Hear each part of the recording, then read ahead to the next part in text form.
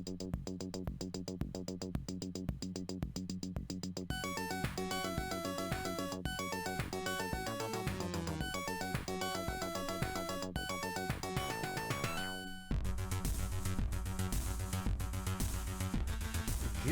evening, everybody. Welcome back as ever to Building Blocks, where we program Minecraft mods live on camera.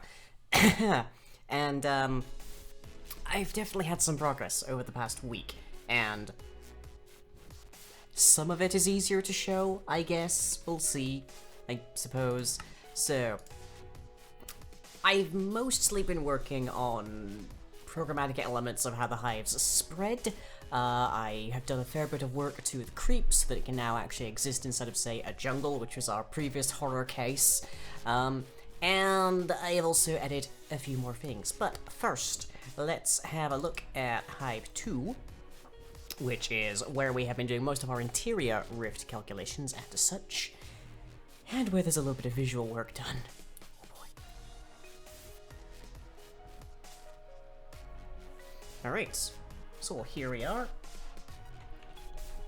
and things look quite nice inside there. We've got the little kobolds in there, who have not been named, but are nonetheless still there. Let's get it spreading, and I'm not 100% certain if it should be able to do that, but that's a side effect of how I've changed things. So, I added previously the enclosure rule, which is to say that any given point that's to be calculated as part of the hive's volume needs to have at least 2 pieces of creep on an axis, or hive blocks to be exact. And I have since added the allowance that it can be within direct sunlight without dying if it's within 16 blocks times the size of the nearest rift. And that basically means it's now able to come out of here like that quite happily. Hey Cam, how you doing? But that is not the only little piece of things that I have done. It is currently working quite hard through there to, like, actually figure itself out. There was a memory leak issue that I fixed. There we go. Which was related to how data was being shot back and forth to synchronize stuff, and wasn't necessarily doing so in the appropriate time rates and as such. And there we go. It's a lot of stuff done, isn't it? No, it's not counting the it's not counting the kobolds. It's only counting changelings for that. But please don't. But yeah, so we have new visuals now. We have this wonderful sunburst kind of effect going on for the actual rift. And if we can get a ritual room set up, which I think should be... No? Oh, not over here. Interesting. There's usually one around, but apparently we don't have one this time around. But the ritual has a very similar effect. It's light blue, it's much simpler, and all sorts of... It actually just sort of waits to get stuff done. Ah, there we are. Ritual room. So yeah. Also looking pretty snazzy, I dare say. And our job today is to get the ritual to actually do stuff, and ideally to also look like it's doing stuff, rather than just like having it teleport stuff out and such. And yeah, that's a concern. Just down that music out a little bit. And obviously there's a little bit of a lag problem that we probably need to try and dig out. But yeah, we can even see we've got... Is this a ritual room out here as well? Huh. Interesting. Yep, there it is. Of course, thanks to the highlighting in creative mode, we are actually able to identify what rooms are what quite heavily. Hey Bulbous, how you doing? So, okay. Yeah, our job is to try and get the ritual room to do stuff.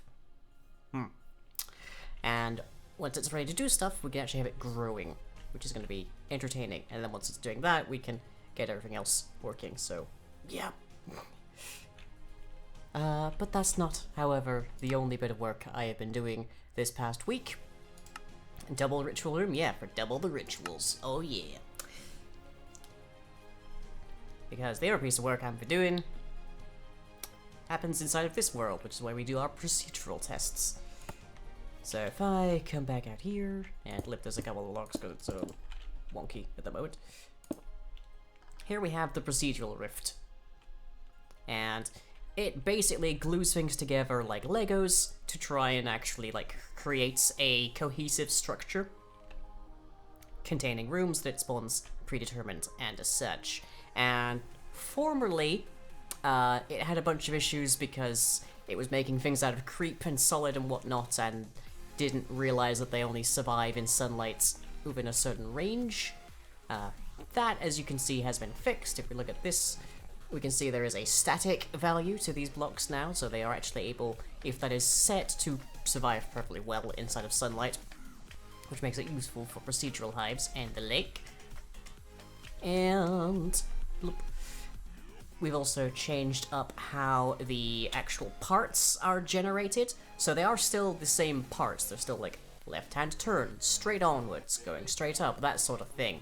But now they are curved using the Casteljiao algorithm, and don't worry if you've never heard of that. I hadn't even recognized I'd heard of it until very recently when I was looking up how to do this.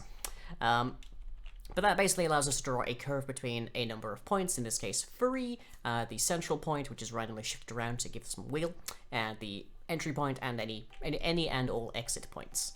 And that gives us this wonderful basis for an actual, like, maze, essentially. But you can see how things are clicking together quite happily. So it looks pretty nice so far. So the next thing I need to do with this is put the creep back inside of it, as well as put the oozing solid on the outside surface of it as well, which will cause it to gradually sort of fill in the gaps and such to make sure that everything is actually cohesive and joined together and not quite the Swiss cheese that it currently looks like. So, yeah. There's also a few other bugs I need to fix. I think it currently only spawns hatcheries and storages, and those rooms still need to actually be defined interiorly and whatnot. But, yeah. Looking pretty good, I dare say. Looks fantastic? Yeah. This is also quite laggy because I have overhauled code quite drastically since the last time I showed this off, but looks pretty good and should hopefully look even better. And the beauty of a procedural system is I can carefully and closely define the weight values and such to change up exactly how it generates. So we can change exactly how it tends to generate. What I'd like is to get kind of a slope so that it tends to like build pyramids and towers and such, but for right now it mostly just builds floors and such. But you can get pretty much from any point in here to any other point, which is grand, because it means the AI will be able to do the same if we need it to, and also players will be able to do that if they want to take on a hive, as it were. But, as I say, that is not quite what we're up to today, so I will wait for that to land. I did mention that the procedural is still kinda laggy. No? Okay, fine. I will just fly over here, man. Or not. Okay, fine. Oh wait, no, it has actually turned on. Good.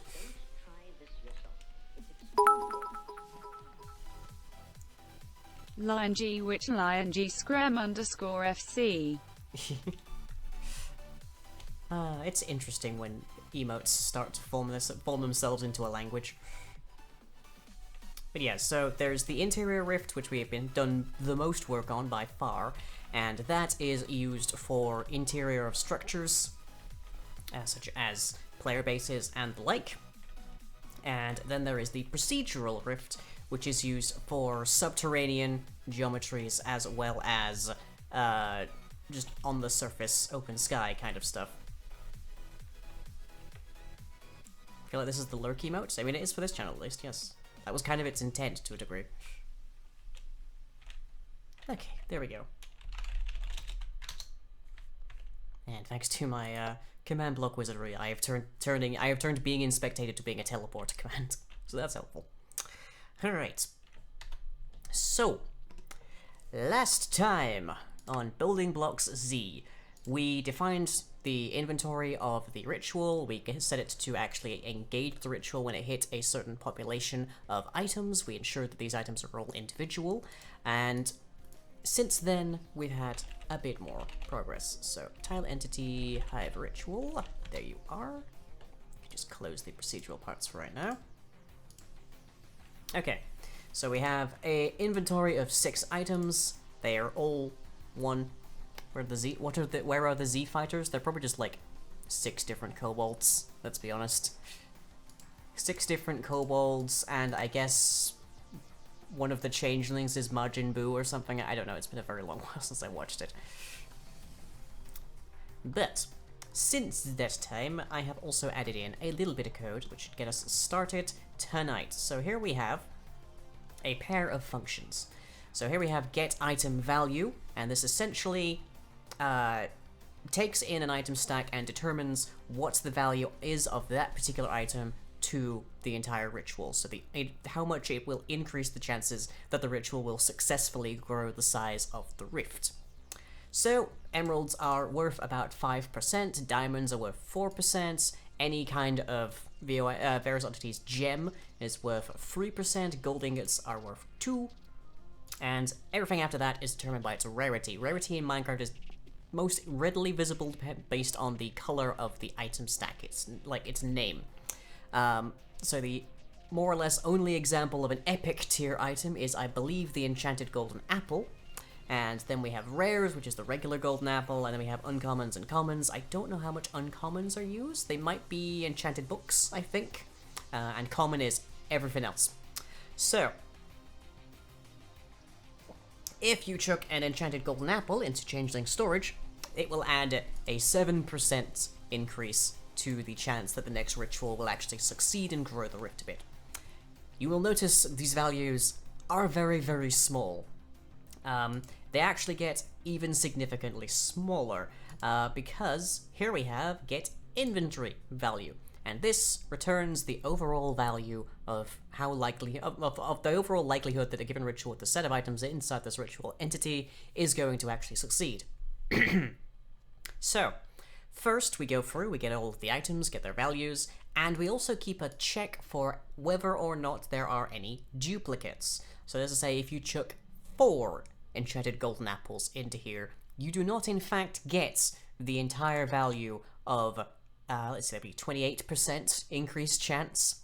In fact, it only gets the 7%, and also every single duplicate item decreases the chance quite dramatically. So the way to get a ritual to be successful, or to be most likely to be successful, is to have distinct high value items. So 1 enchanted golden apple, 1 emerald, 1 diamond, 1 gem, that kind of thing.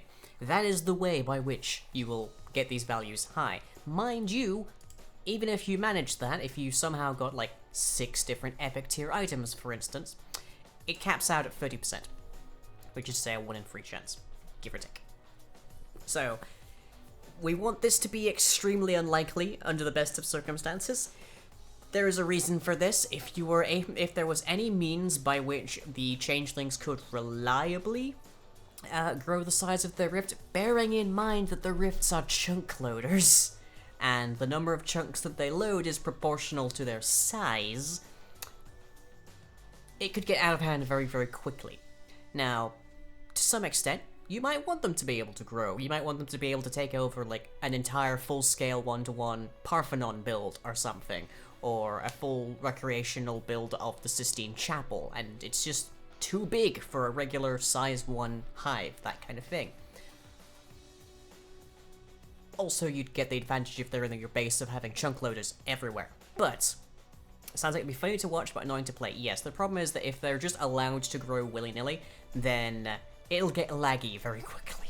So we want these odds to be very, very low, which ties in already with the relative difficulty that the changelings actually have of getting items.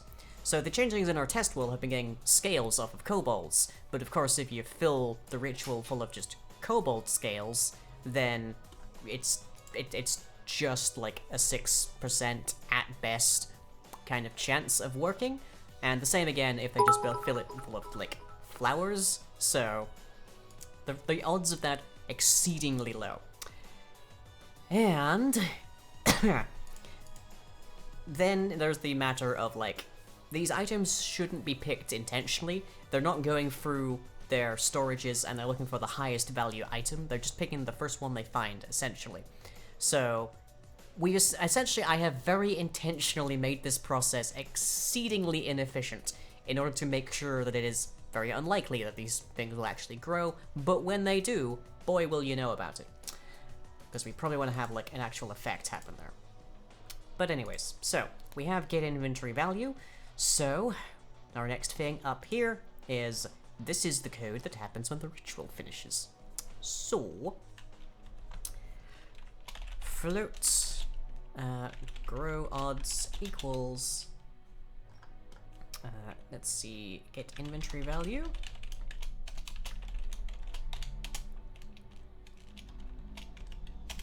And then if need a random, so say get world.rand. Next float is, let's see, do I want to say lower or higher? If we make it lower, the odds get significantly harder depending on how low the value is. If we say higher, it gets easier, so lower. Lower than or equal to, we'll say, grow odds.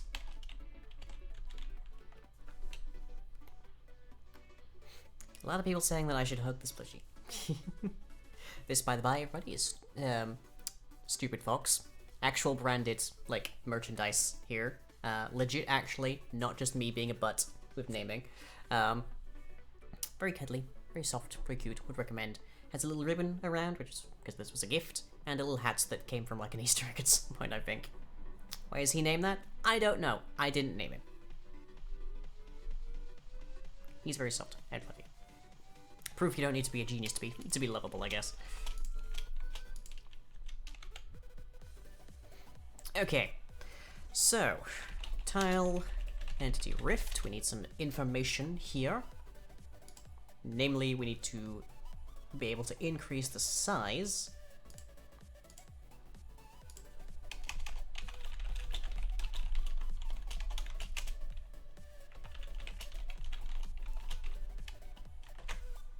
So there's our start. We'll just tell it to actually grow. So I'll say this dot grow. Actually, no, we want to get the nearest hive, don't we? I have a function for that. Nope. But I think block hive might.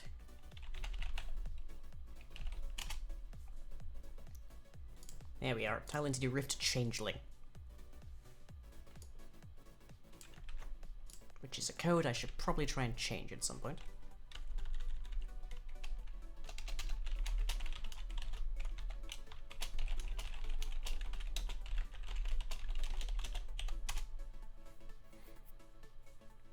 Gave the for bubble tea. Also many squishes. Oh. Dusty is proof you don't need to be a genius to be lovable. I mean, I didn't say that one. I didn't say that one. Why he squish? Because he get lots of hugs.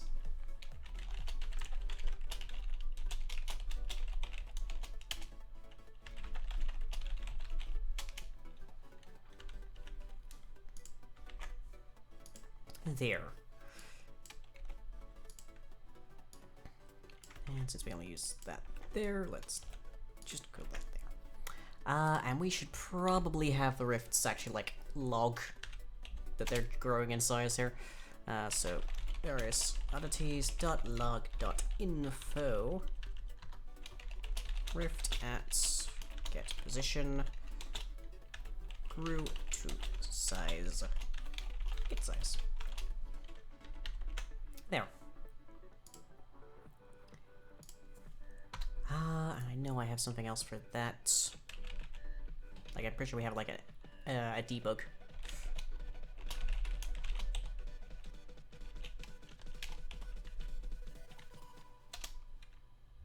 Verbose log, there we are. There. Because that could be useful for admins to know. technically did say it. No. Reciting of what someone else has read for comprehension, because of course these VODs do not go up onto anywhere with the chat log permanently included, is not in fact qualifiable as making me, like, responsible in any fashion. I'm not saying it, I'm just reading it. Aloud.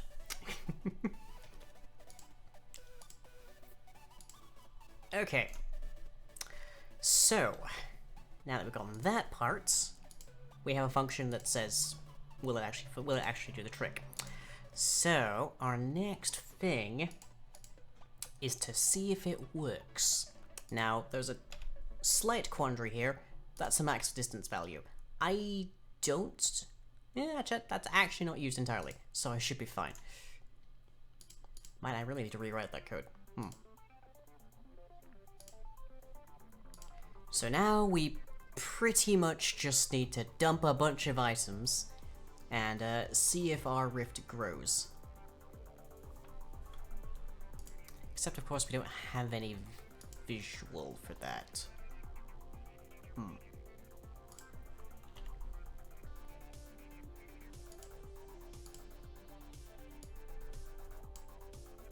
So how do we have ourselves a little visual? I mean, the easiest thing we could just do is spawn a firework, I guess.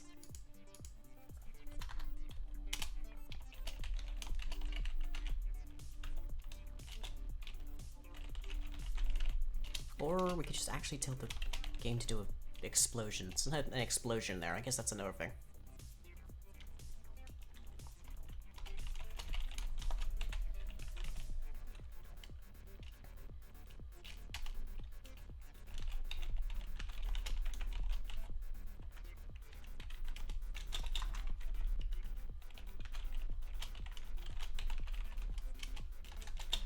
So we are just gonna quickly pop ourselves an explosion.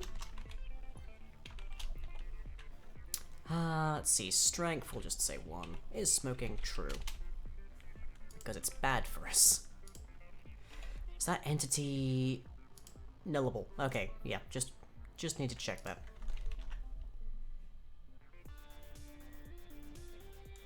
What kind of values typically go into that? Ah, it's radius, that's why. Okay. So, we'll say 5. Okay. That should give us a pretty clear and obvious tell of when and if the rift grows.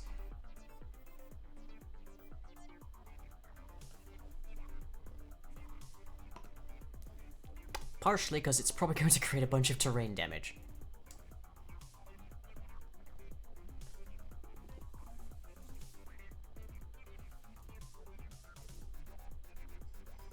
If you were a genius, you'd probably be a jerk? Oh, so sort of like power corrupts?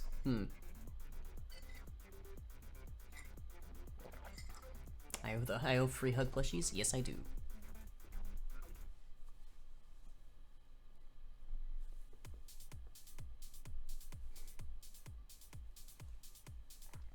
Recognize that icon on the bus bar? Yep. Unsurprising.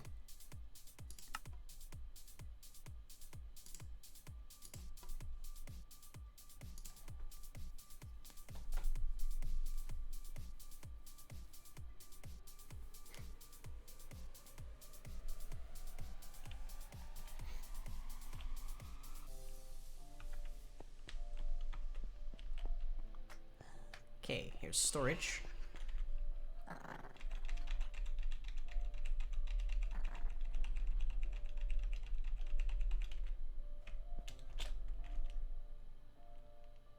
And if we leave that alone and don't look, they should pick that up.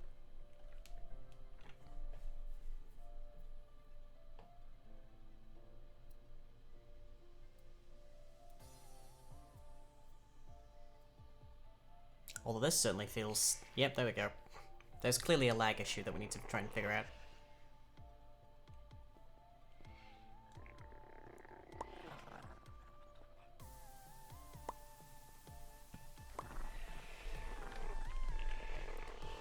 Okay, we got 2 things in there. Ooh, whole bunch here. So those are all unique items, we can see that. But the odds for that is still probably going to be close to like 6%.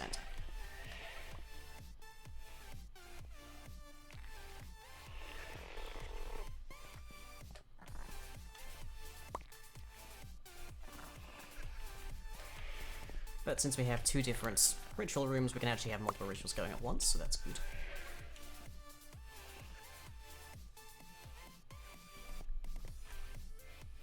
Come on. Pretty sure we have at least 1 more item in storage.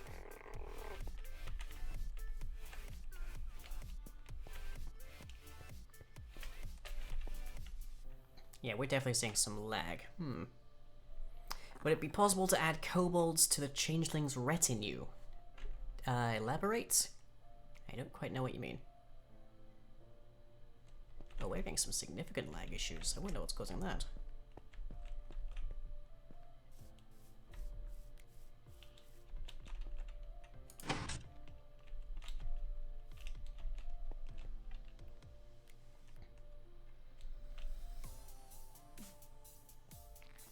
What changelings can hide as? Certainly not impossible.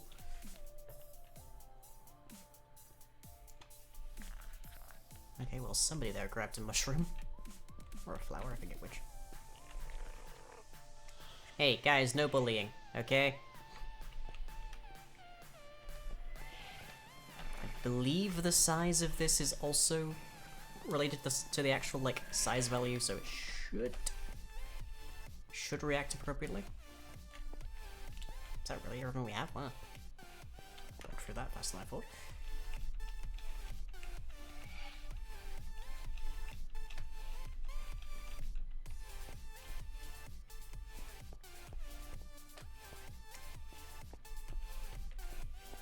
Oh, yeah. Oh, boy. Look at that. There is definitely some concerns to be had.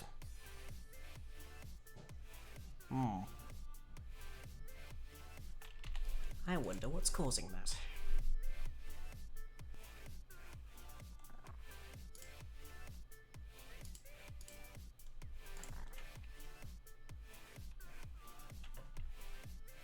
Well, at least we got that going. Whoop. And that one as well, apparently. Does that seem bigger to anybody?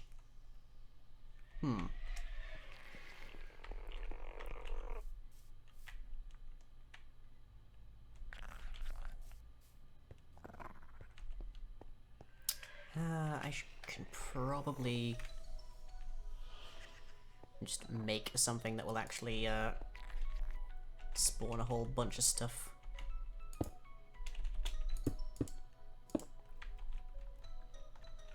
Let's see.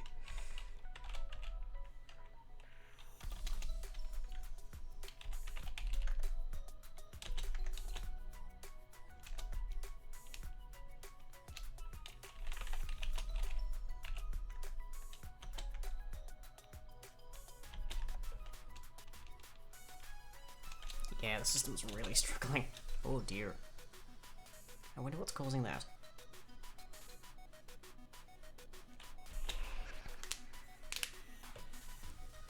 And then I believe...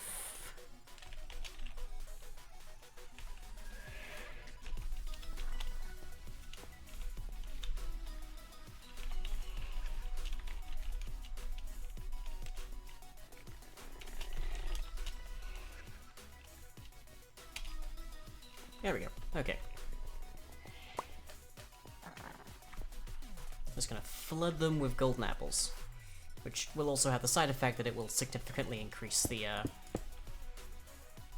rate at which they'll actually manage this.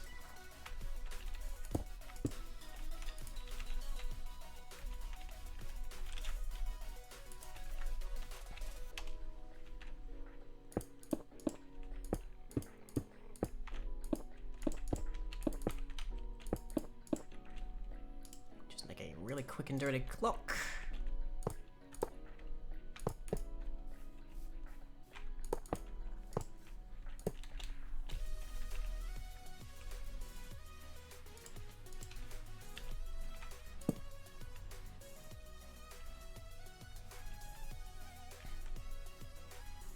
admittedly would work a lot better if the game wasn't horrifically lagging. Okay, Shift F3, what we got? Let's see, display updates, game renderer, seems to be eating a bunch. Our FPS is still fine. Memory is still fine as well.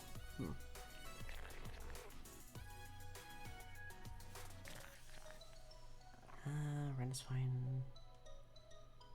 FPS limit's fine. Interesting.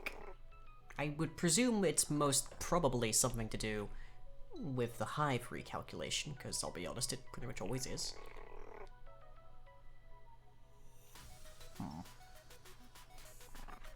Okay, so let's see. Golden apples are a rare, not an epic, but having only one kind of item in there is going to also dramatically reduce the actual odds of growth, so who knows if this will even work. Yeah, we're just spawning in golden apples left, right, and center. Only dirty if you use dirt for the clock? Yeah.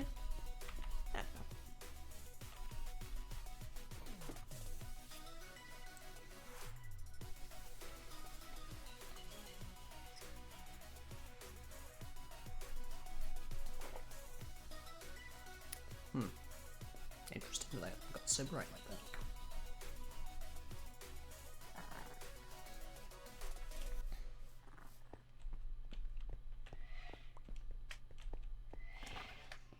So this changing is pretty much solely occupied by storing golden apples away. Which is fine.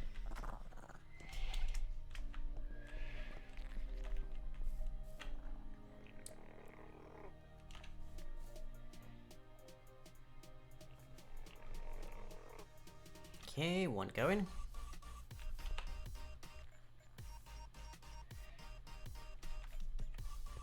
And I think this is getting bigger? I'm not 100% certain. I should have data value in there for size, shouldn't I? Wonder what golden apples taste like? Apples with gold in it? Probably taste yellow. I mean, I almost guarantee you somebody has eaten in an apple coated in, like, the, like, edible gold stuff. I can't remember. Like, I virtually guarantee somebody's done that. Purely as just, like, a status symbol thing, I guess.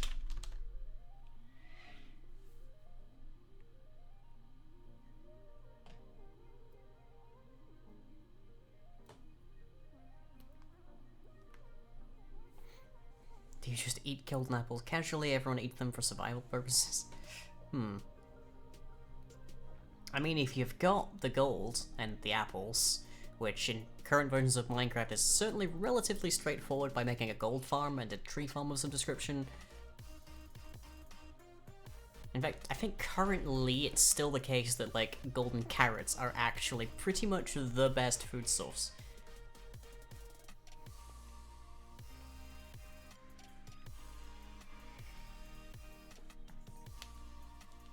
Can't believe Purr is part of the 1%.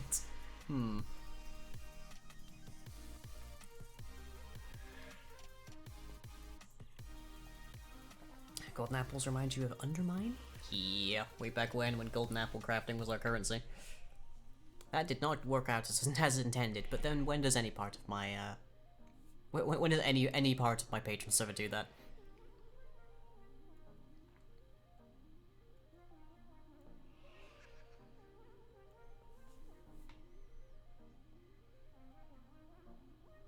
What you're looking for here is either an explosion, ideally, or at the very least, the rift just in the side of the doorway there to get significantly brighter. Admittedly, that would work much better if I was using distinct items. But we intentionally made this extremely unlikely.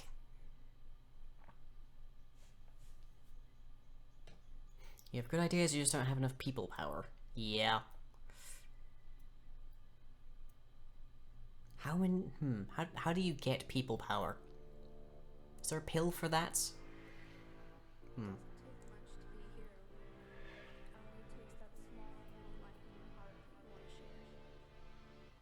wonder if it'd be worth it to actually have it be a lightning strike whenever these grow. Pop back in from doing geometry homework. How's it going? We have added the code that should cause the ritual to be able to grow the size of the rift. We are just currently trying to figure out if that's working, which is made somewhat difficult because we deliberately made it so that it's extremely unlikely to work.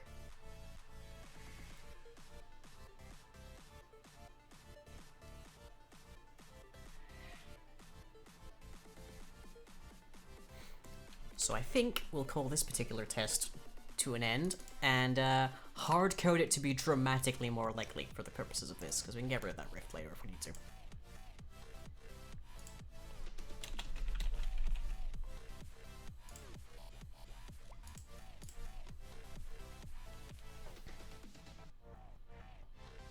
Thinking of Spring Realms with Creeper Hell.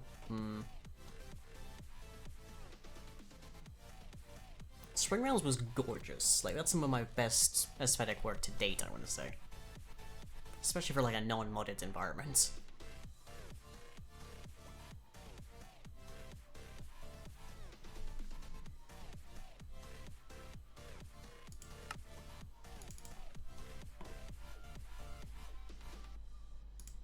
Okay, so now, every single time that a ritual completes, it should grow the, hive.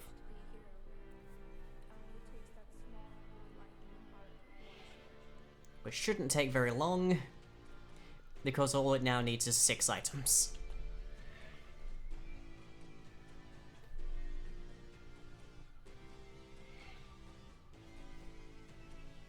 Still do the dragon on the current rendition? Really? You haven't pulled the dragon on that already?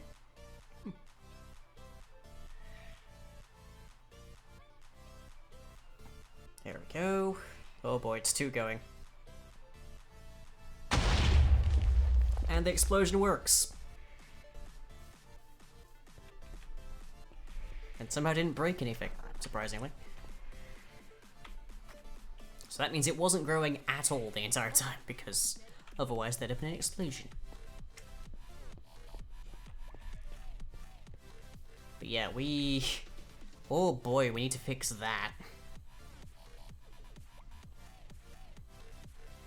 And, the only way I know to fix that is to turn stuff off until it stops, and then we have identified what the cause was.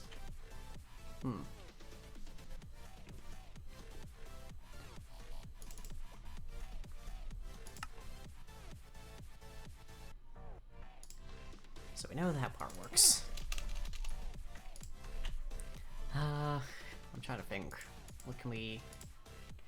Probably need to tell this to mark itself as dirty whenever that happens. Just so that we actually get decent revelation on what happened.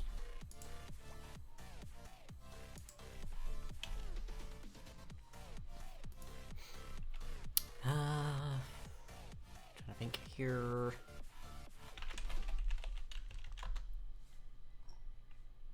Let's see, because I want to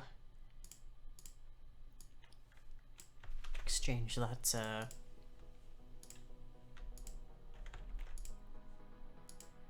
explosion for an actual, like, lightning bolt, because that seems a bit more, for lack of a better term, impactful.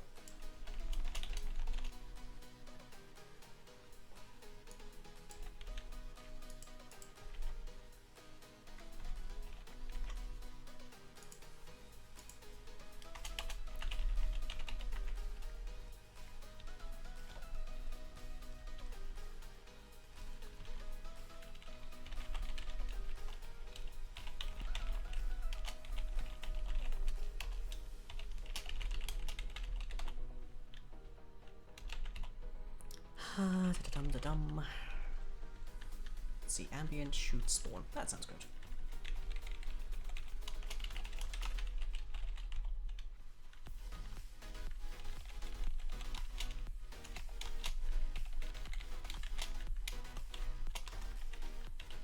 And we'll also get it to play a sound. Okay, yeah, that's fine. Slightly picture getting Ender Swarm before you could even see the dragon in New Helena. Yeah, that happens occasionally. Oh, there. So now it's a lightning bolt and also the sound of a wyvern spawning.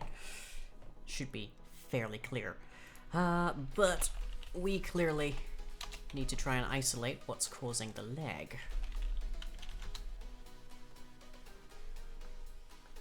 So let's start by turning off the room check, because it seems to be periodic, which might suggest that it's every 50 seconds, which might mean it's the room check.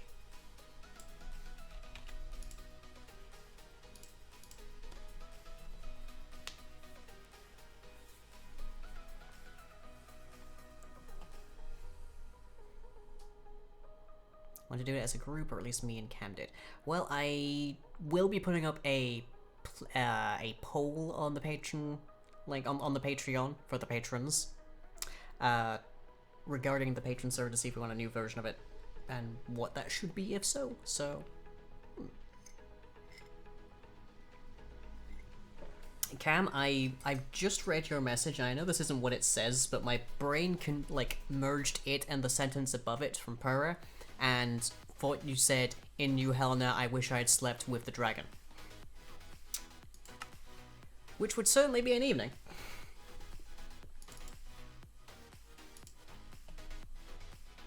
God, what's her name? I know she has, like, a name that I mostly absorbed from, like, Mindcrack way back in the day, but I cannot for the life of me remember what it was. Okay, that suggests it's not the room check, because otherwise it probably wouldn't be doing this. But let's wait for it to finish up and see if it recurs.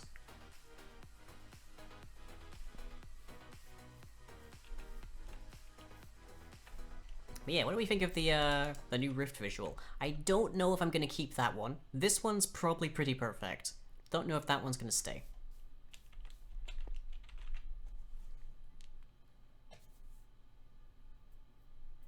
Just need to wait for this lag to finish. There we go. And see if it happens again. And if it does, then we know it's not the room recalc that's doing that.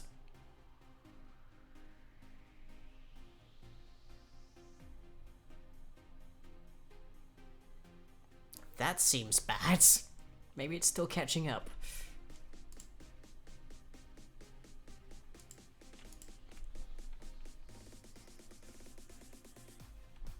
Rift is cool?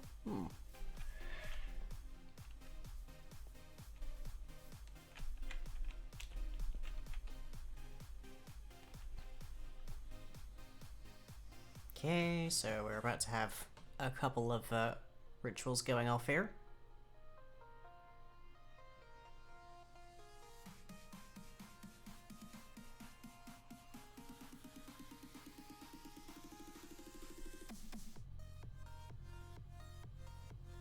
And bearing in mind, this is still with the ritual blocks themselves actually just handling this rather than waiting for room updates, so it's a little spotty, but...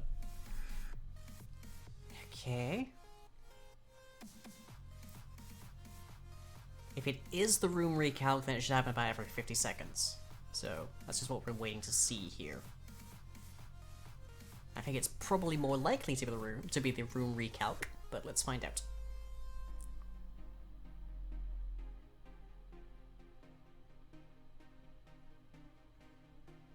Because especially if we see one of these rituals go off.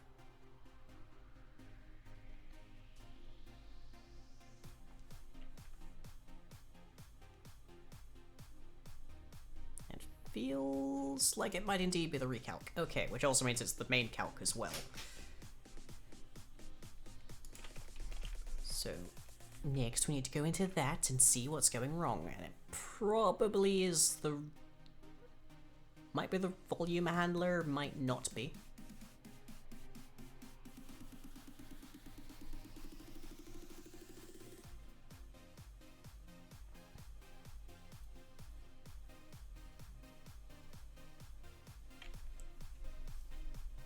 Did I take out the optional? Did I take out the /true? I don't remember. I did. Okay, that's why it's not doing the thing very much.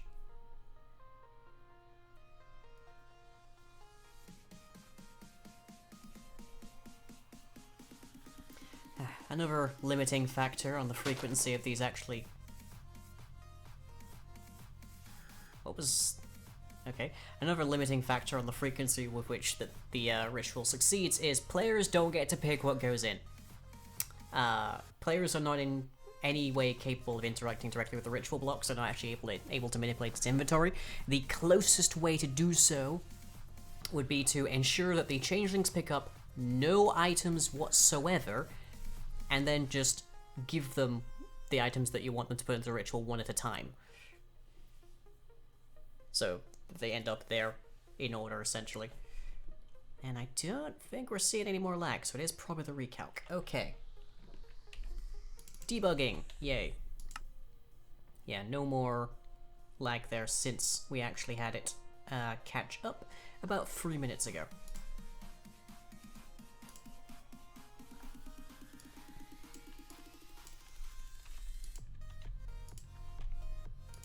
So, okay, that puts us into into phase 2, which checks all of that. I'm pretty sure calculates... Yeah.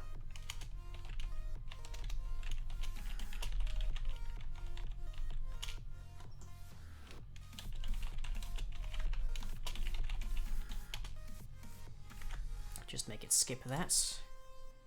So, okay.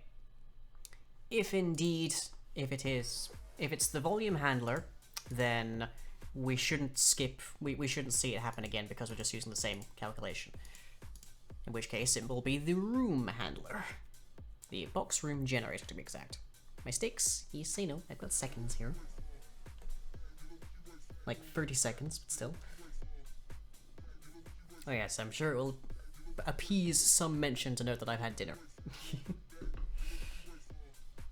This yip has indeed been fed this night.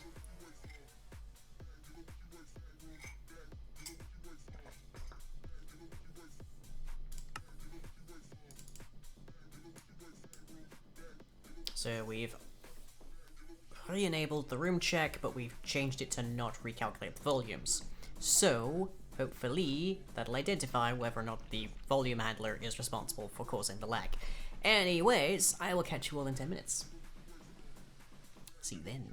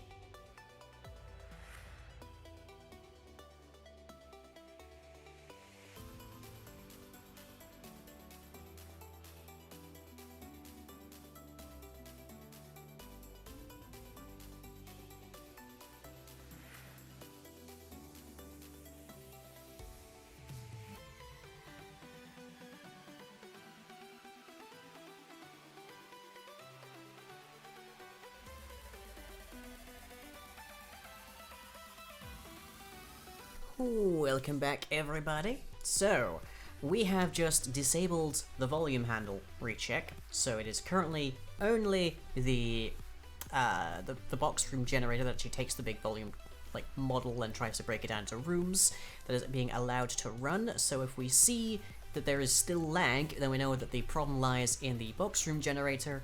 Otherwise, we know that the problem lies in the volume handler. So we are trying to debug here and find out what's causing so much lag currently. And evidently, we have a little bit of a problem here because I clearly need to make that strut stop. Because it's just going to go way up into the sky. But meanwhile, our rituals over here are furiously trying to grow our hive, and if any of them succeed, we will know quite clearly, because there'll be a loud resounding boom noise. So we're just going to leave this running for a minute or two to check if the redstone on the far left does that. Okay, it's the box room generator then, most probably. Still not as bad as the petrifying gas? Oh no, not remotely. So it is most probably the box room generator. Okay. Wait for it to finish with that.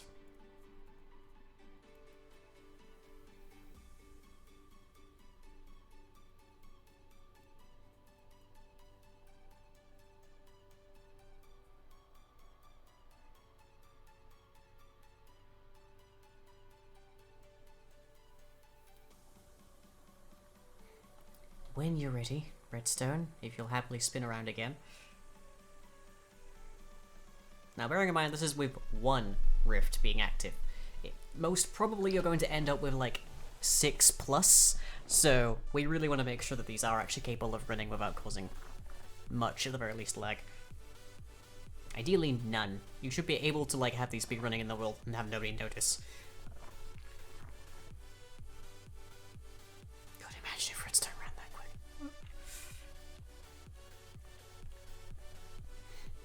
Portal Gnome's apples, my fault portal's round cake. I mean, I can change it to cake, that's easy.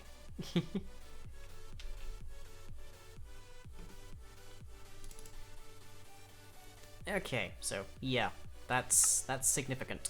Now let's swap and have the room not reset, but we just want to have this. Let's see, should just do all of that, but we can probably just get rid of that because this is the thing that tells it to reset, essentially. So we turn that off, and then it should just know that its cube map is complete, and it should be able to actually generate. Cube map complete, generate that, otherwise perform that. Can we just have it, actually yeah, we can do this much easier. Just have it return right there. And yes, that will generate some dead code, but for right now that's fine. Okay, so the volume handler back on. Let's see if the lag still happens. And that's a line of code I can actually take out already, because I've done that. Yay. There was a few changes I made to that, but, When lying ignores the joke? I'm not ignoring the joke. I got the reference.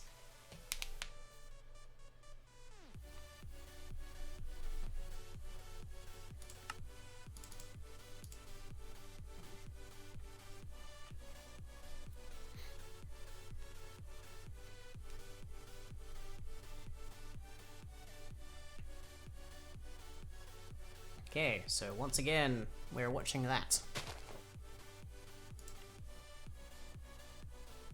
Oh hey, I'm seeing... That's interesting.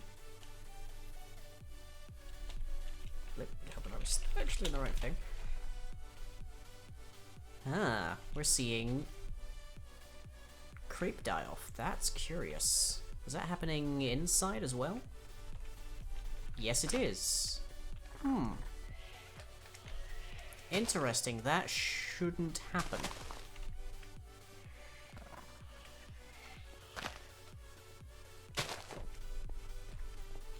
Wonder what's causing that. Well, the rift is still running, so...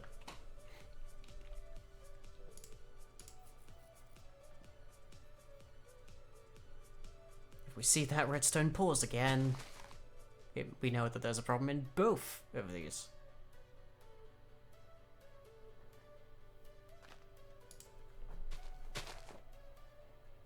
Yeah, pretty widespread die-off there.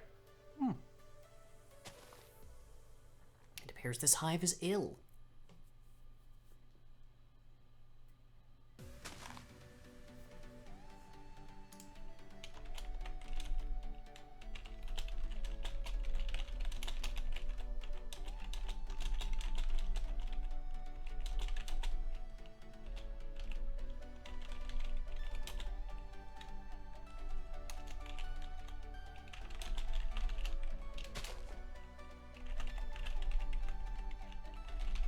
Can't believe Lang poisoned a hive of apples. Yeah, it's the gold content. Turns out it's just close enough to iron on the periodic table.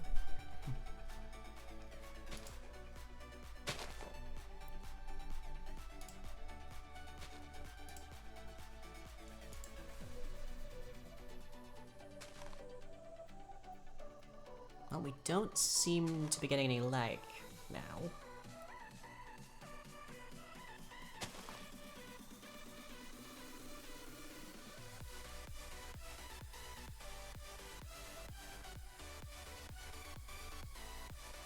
I am curious what's causing the lag the die-off though, because that should only really be happening if it doesn't detect the nearby rift.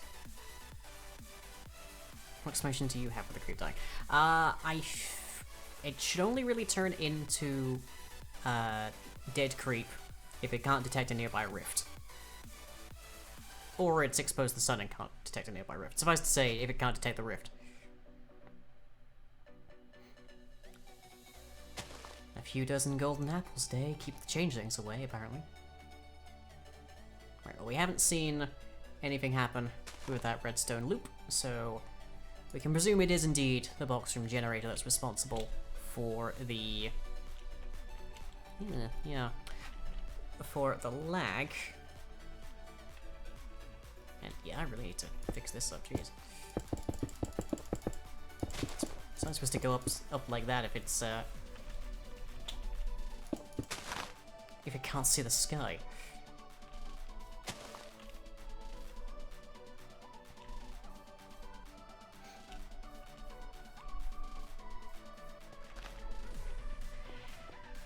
Rooms aren't dismantling though, so that's something.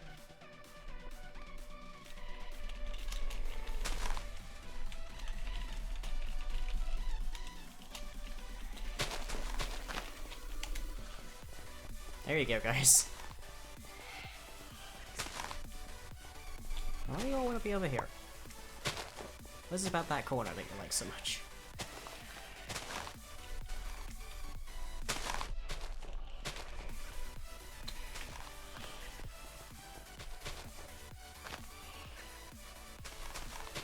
Should we turn off the machine that's just dropping an endless supply of golden apples, shouldn't I?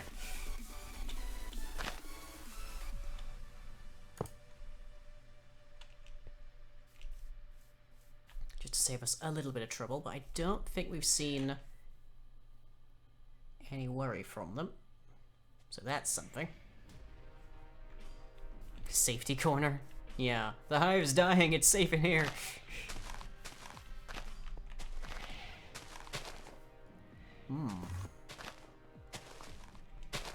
Well, this is a relatively decent appearance of what would happen if you actually got rid of the rift, so...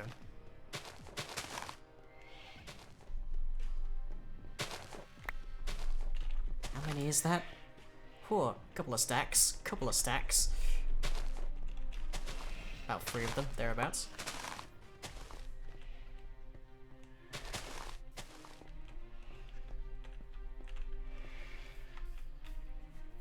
Yeah, we evidently have some more bugs to figure out. So we know that the lag problem seems to be coming from the box room generator. And now we evidently have a problem for the creep as well. Maybe the hive did get overloaded. I mean, they just weren't picking up the apples because they were all in that corner for some unknown reason.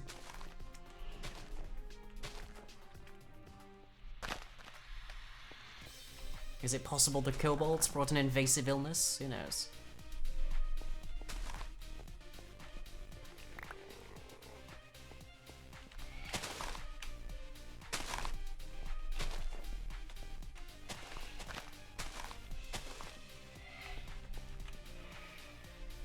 So, okay, let's see if we can figure some stuff out. Don't blame the puppos. They wouldn't necessarily have known it. Okay, so block hive creep should only transform into, where are you? Update. Should only transform into dead creep in the event of these two things. Let's say it is not static and it does not have a nearest rift. Or no, in that case it just still turns to that.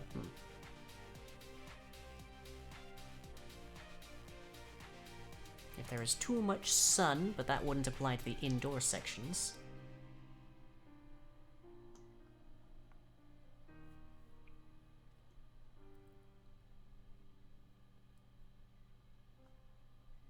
So, what is going wrong?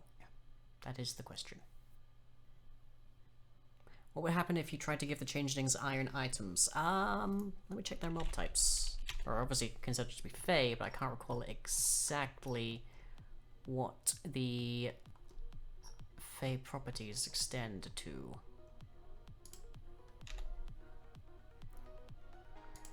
Let's see. On damage events from the attacker, they should be fine to hold iron or silver stuff. So it won't it won't hurt them or make them drop it even.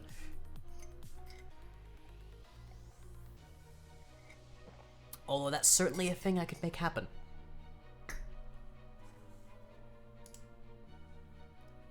But okay, why are we...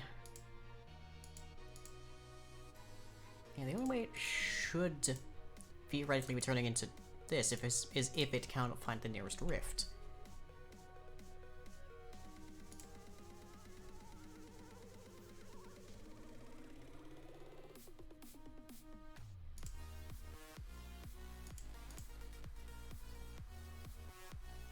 But it also couldn't have been placed in the first place if it was too far away.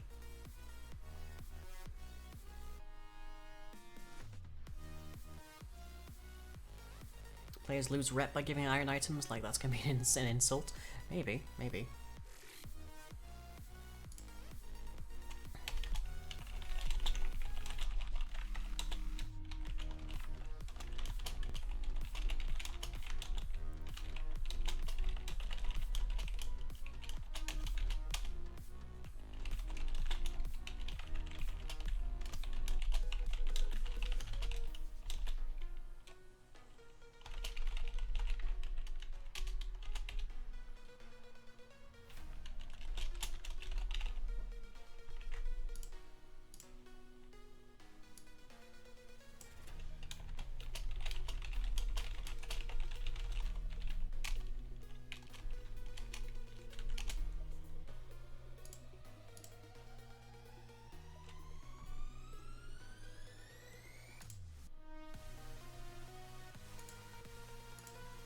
Okay, that's the one that says it can be in the sunlight at that distance.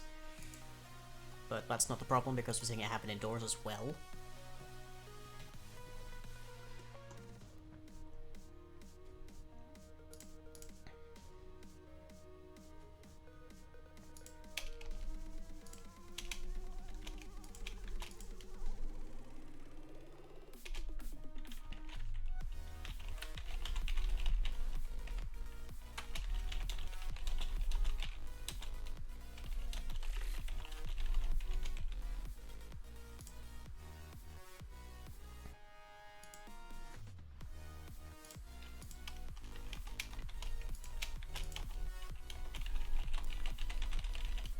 If in doubt, sis out.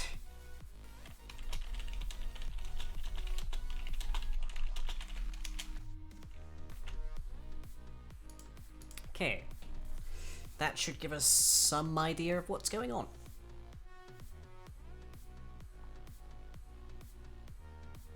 If either of those trigger, we know it is most probably the detection of the actual rift.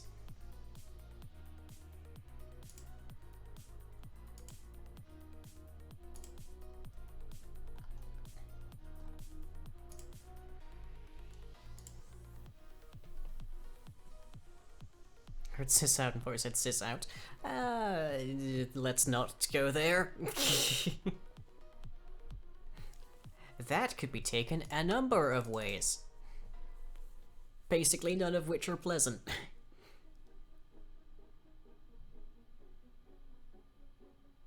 Dying due to no nearby rift.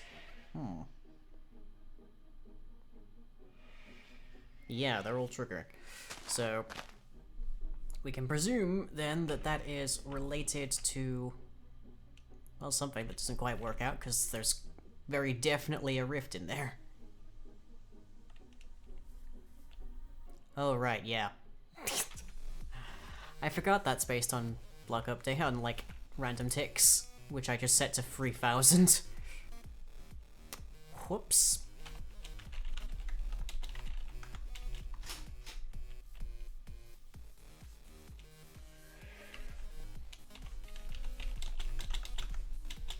The world is too warm tonight? Oh.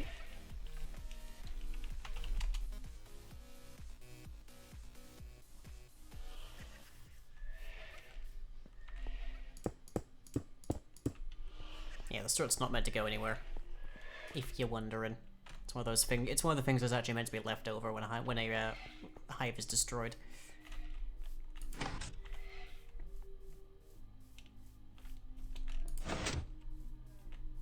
Okay, so now we know that there's evidently some kind of problem in detecting the nearby rift.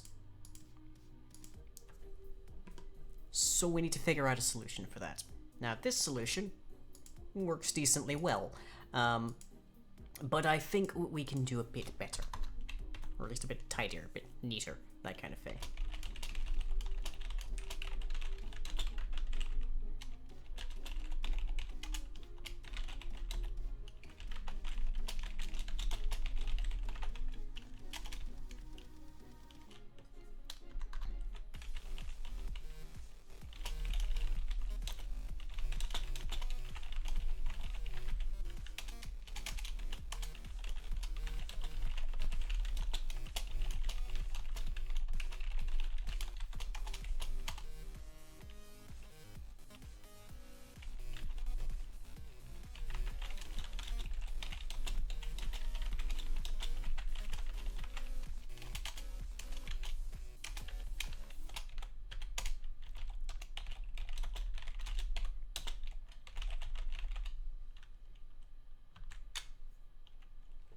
Let's see, distance 2, spread position X, spread position Y, and spread position Z.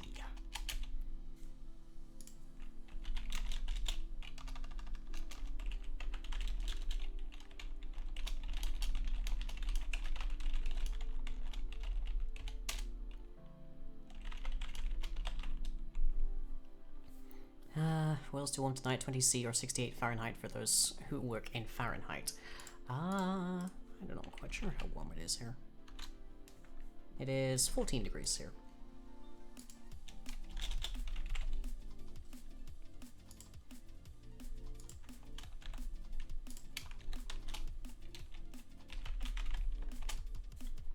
There.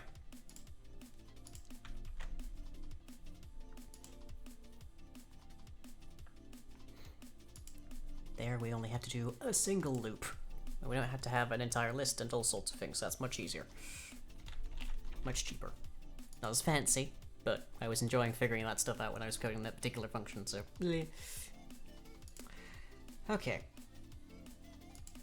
So... next question. How do we want to filter this even further? Namely, do we want to check if the size of the rift would actually reach that part? Probably. That's probably worthwhile.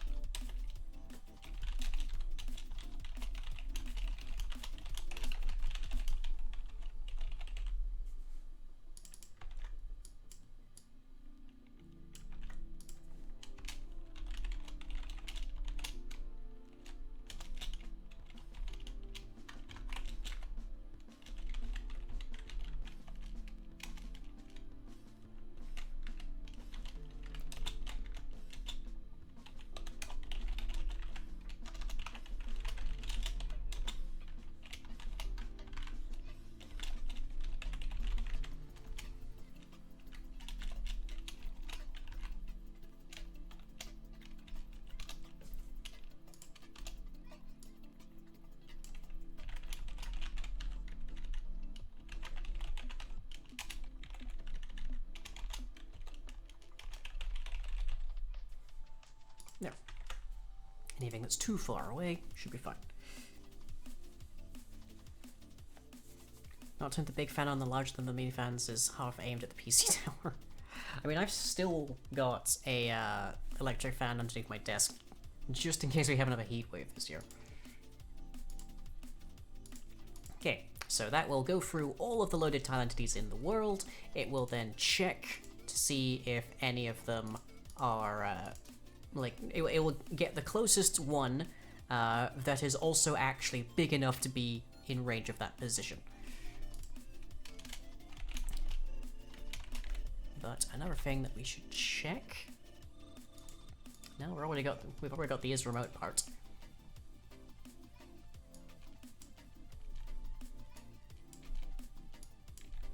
So let's check the is near rift part.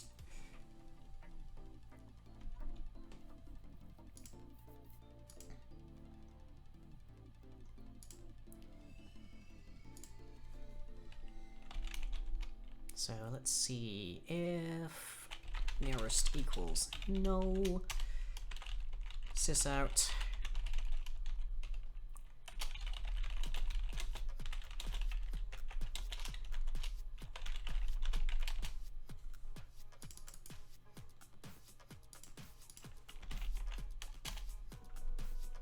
Change these to actual meaningful values, okay. Alright.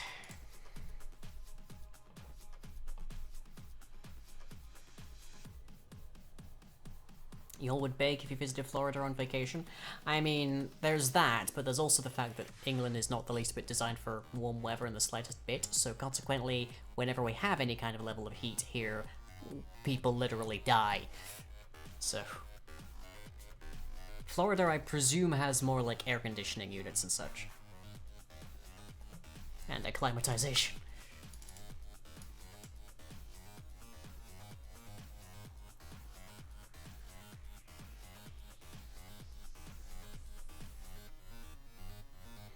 Okay, so let's get that set. It had a moment of trouble there, but it seems to be fine now.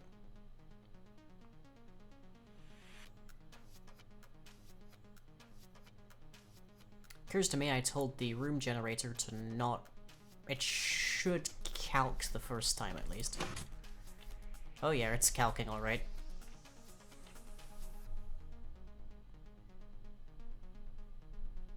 Don't get acclimatized while on vacation? I mean, you can, a little bit. Running 19,000 milliseconds behind, oh boy. Still very warm at 20C.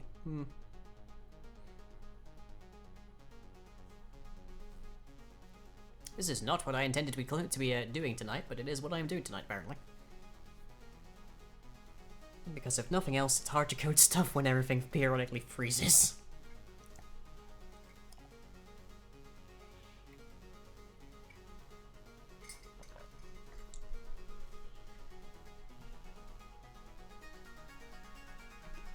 Well, we are in creative mode and we are up, so we should know when the room's done, because we should actually start to see the actual wireframes.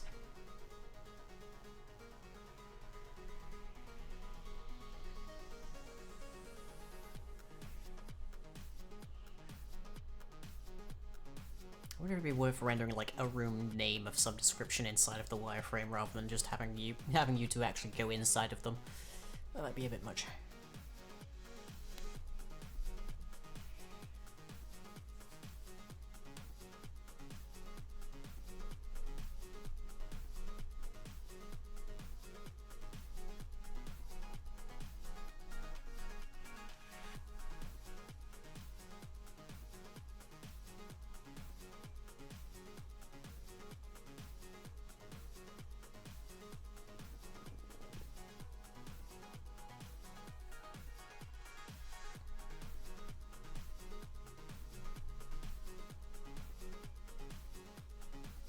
At 11,000 milliseconds. Oh boy.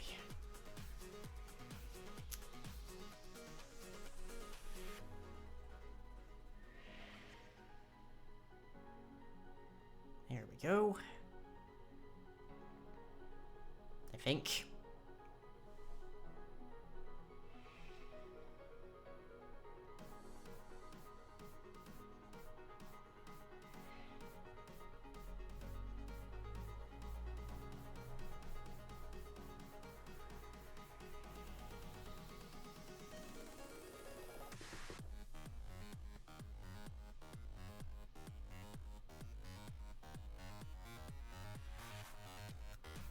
And once we've figured this problem out, and we've solved the lag problem as well, then we can get back to the ritual part, and then we can also establish how you seal a rift, which is going to require some magic, and is also going to mandatorily aggro basically every changeling for like a country yard. Thrilling content, yeah. This is the Minecraft coding equivalent of watching paint dry, I guess.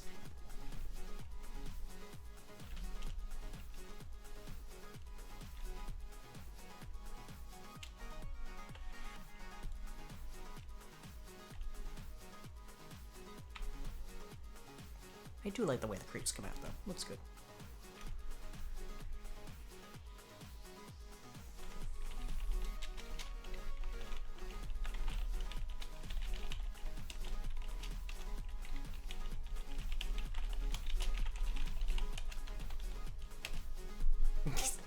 Poor Harvey.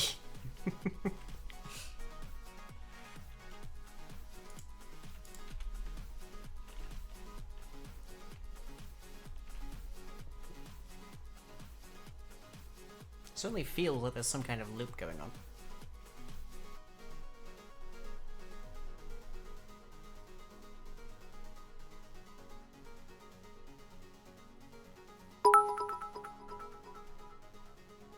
Boops your snoot.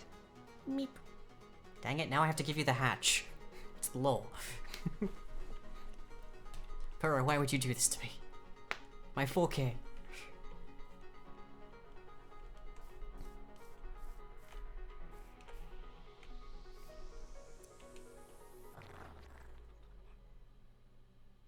Yeah, it just seems to be persistently lagging. I wonder what's causing that.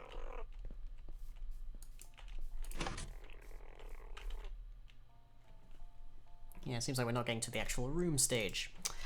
But we'd already hit the room stage when the creep decided to start dying off, so let's just load and reload again.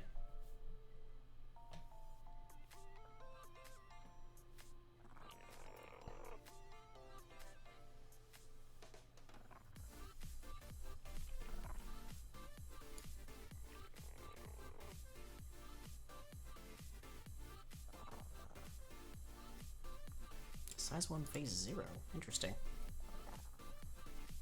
0 would be complete.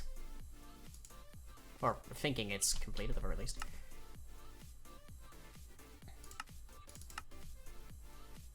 Things occur, don't worry about it much.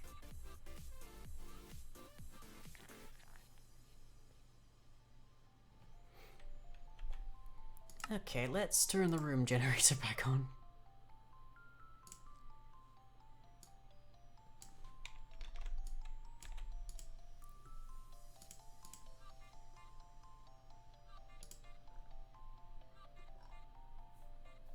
Yeah, that's why. The room generator finished right there when it found out there weren't any Legos.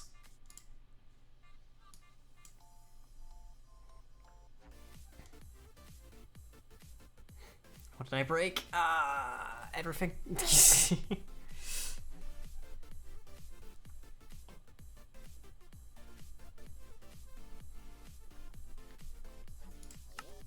First we had major lag issues, and now we have the problem that appears to be the creep just randomly decides to die off entirely.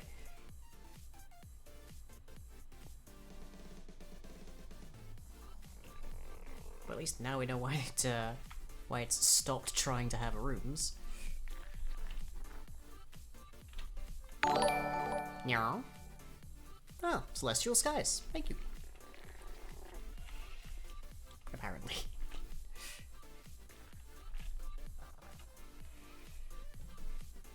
I could really do with turning that one down. Wow, that was loud.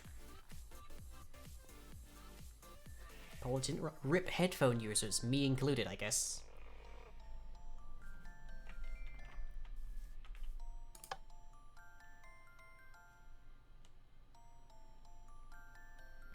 Yeah, see, that is supposed to happen when there's not actually a rift. But previously, it was also happening when there still was. Which was the strange part.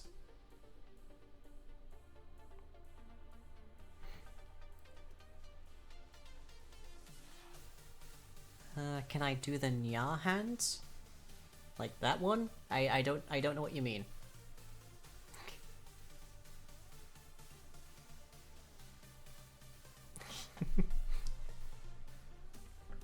Deafened by your own notification. Apologies. But welcome, hope you enjoy it. I believe we have a shareholder meeting for patrons coming up on this on the Sunday.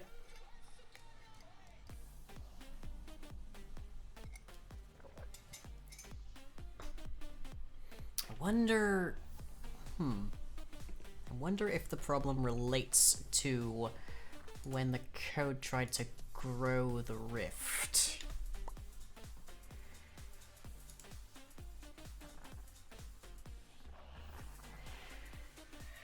Okay, we have rooms now. That's progress.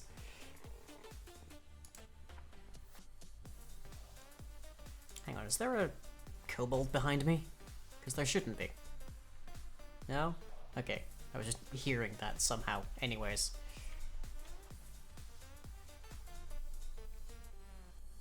It's like someone doesn't know how to dab. Purra gets it, I was doing a lucky cat there. Yeah, maybe there's just too much going on with the rooms, but they have like a 1 in 50 tick. Like, what? They only update like 1 every 3 seconds or so. So I feel like it can't be the rooms. Also, we were still getting the lag even when there weren't any rooms.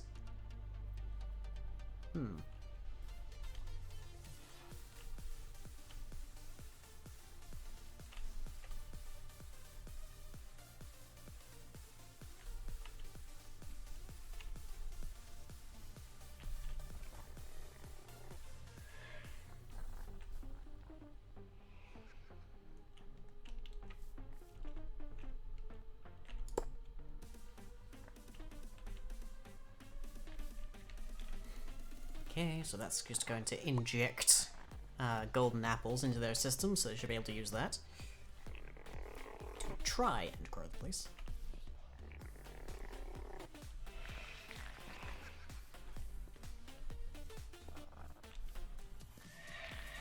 Marsh, go get food.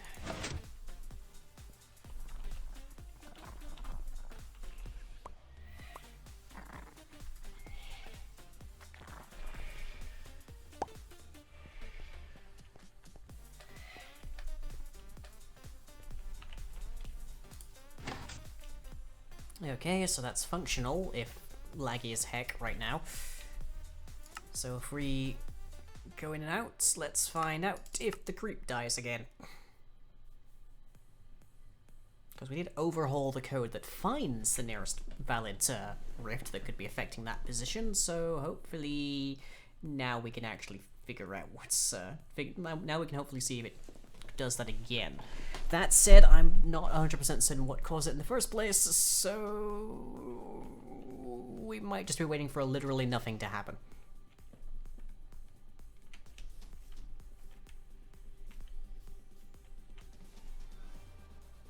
All I know is that it happened in between, like, loads of the world, so I suppose we'll see.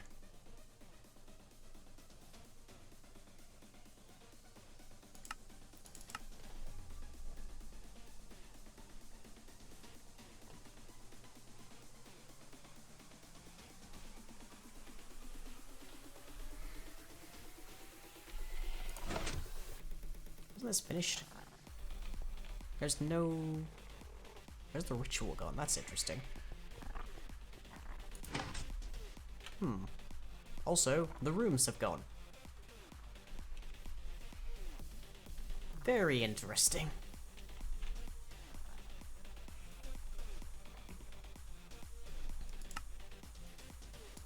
Okay.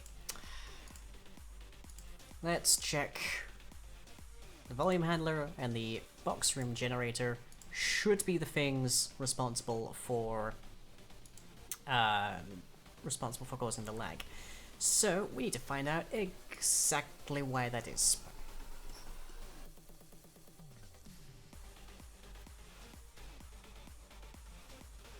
Let's see, the room generator really hasn't changed.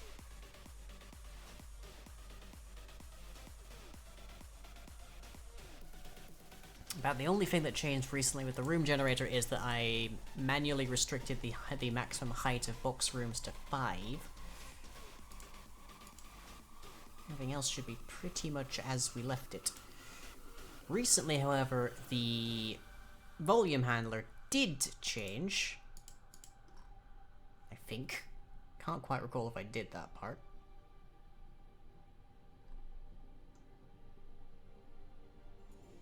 There's the enclosure check.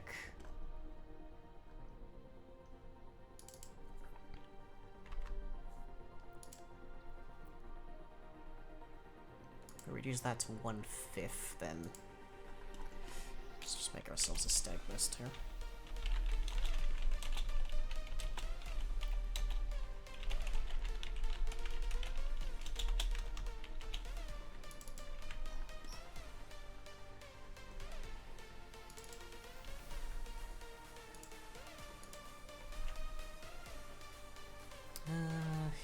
Yep, that should be fine.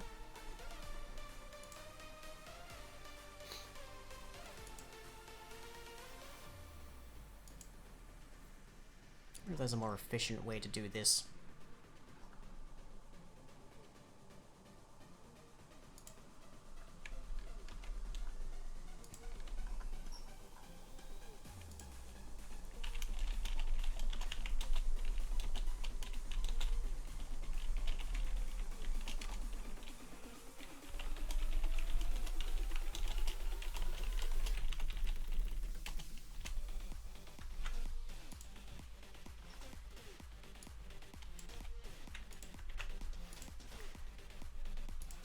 Okay, and then the generator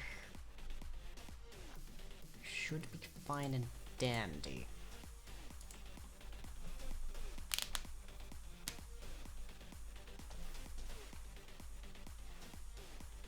We can also put some sysouts into the rift interior to know which stage it seems to be most lagging. Because of course, generating the volume and generating the rooms are two separate things. That's probably smart, actually. In fact, I pretty much have code for that already. If I can find set phase. There you are.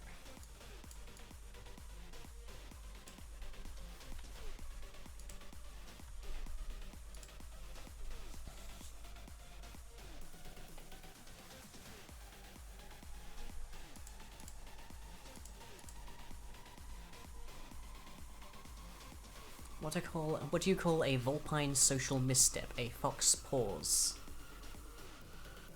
I think you're stretching on that one, Burr.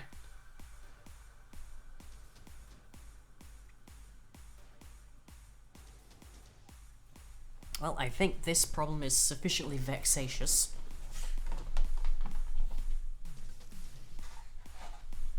That I'm breaking out the pocky. Because Lord knows I only ever break out the pocky when I am very confused about what's going on. Getting it from a comic site? Para! Stealing jokes.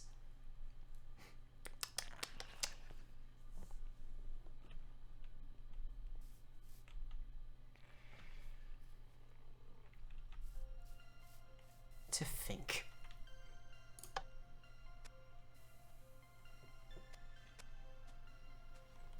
Not stealing, sharing? Sharing would mean that you did not present it as an original thought. When in truth, you did. You provided no accreditation. Ergo. Okay, initial spread currently are going. Let's find out where that redstone stops spinning. Calculating volume, it's a bit on the sluggish side.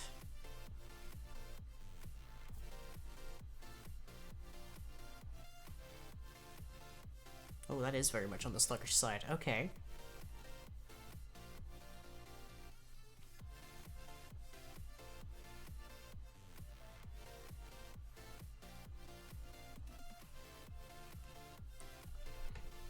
Yes, our redstone loop has been reduced to a slideshow.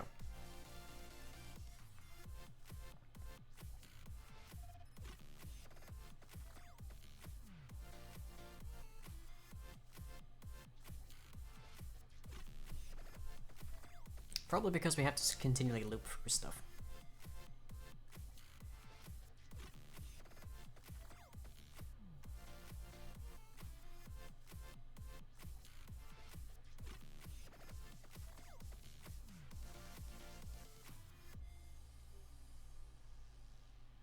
Might be able to accelerate this by just having a list of the leading edge, as it were. Because if we add all of the possible adjacent, if we add all of the possible volume blocks in a preceding run, then we only need to know about the blocks we just added because we've just added all the ones from the preceding run anyways. Which would dramatically reduce the amounts of, like the size of the loops, not necessarily the number of them, but... And that might be contributing to lag.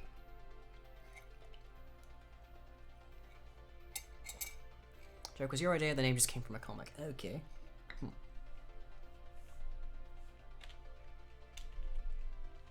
But hey, now we get to see this, which is neat.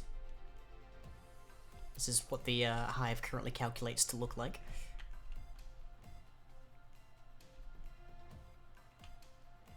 Pretty neat, pretty neat. Yeah, it's still calculating total volume. Of course, now it's like half as fast at it, so naturally.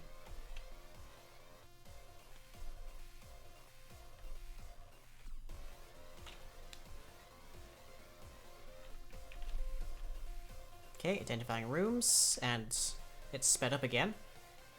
Of course, now it's going to go really fast because it's just figured out that it has all that space to play with. A little bit of a lag there, but okay. So yeah, it is definitely happening inside of the volume handler.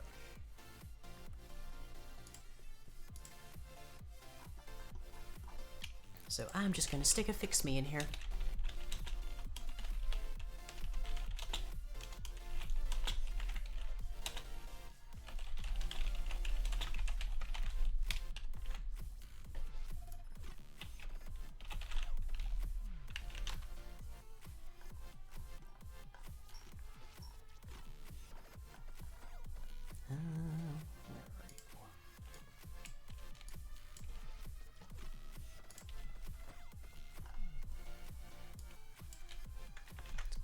Because I don't need that anymore, hopefully.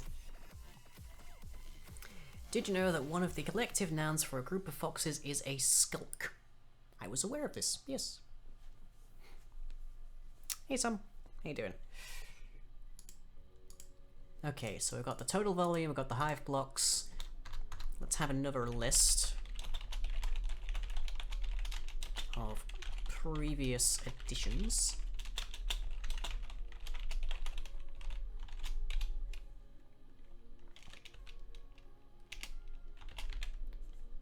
Or latest additions, I guess that could be. May I present you a slumber of lines? I'm pretty sure I've said that before. I'm pretty sure that's a thing that I have said.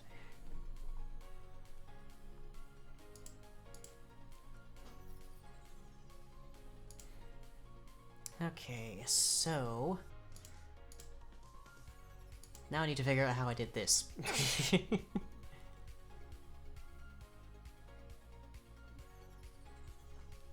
Good thing I have a button for just such a situation. Okay, then.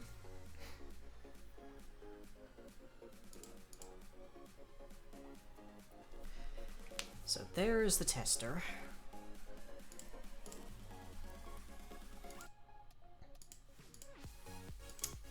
So we need to go through the list of latest editions and then add all of the possible editions from those blocks to another list, and then latest editions, and then the things from that list need to get added to the volume, and then also we need to clear the latest editions list and make it that list set. Oh boy. Until we can't find any more blocks, essentially.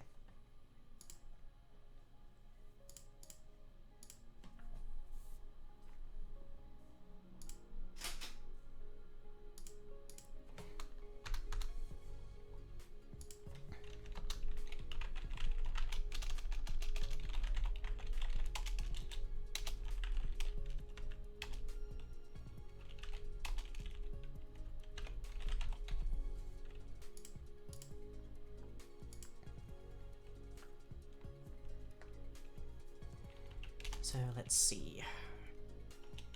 List, block position, next iteration, we'll say.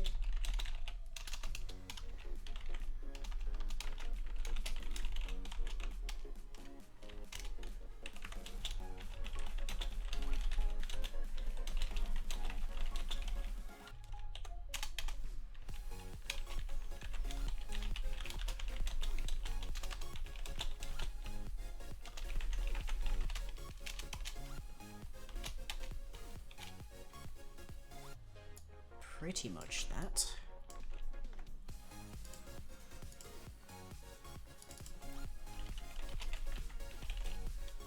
So if we already contain that position, don't need to worry about it. You can just skip.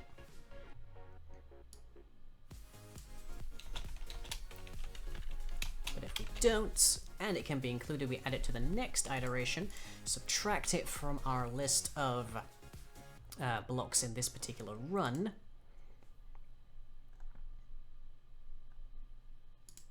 And either way, we mark find any new blocks as true. Let's see if new blocks remaining. Just comment out that for this particular moment. I should really just make a function here, like I just swap in the old and new. Oh well, this is fine for right now. Okay, at the end of that, we want to add to the total volume everything inside of next iteration. And then we want to clear latest editions.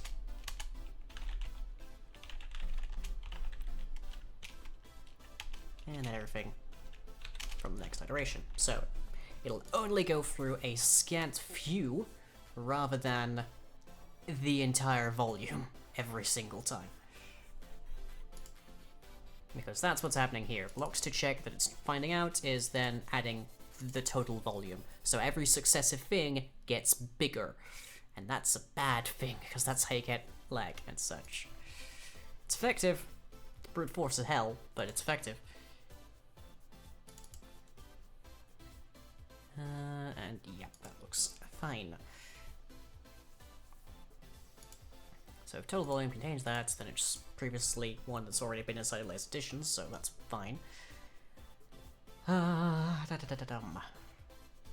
should work. Should work. Should be much faster, I think, currently. Okay. See if that solves one lag problem in 10 minutes when I come back from my break. See you then.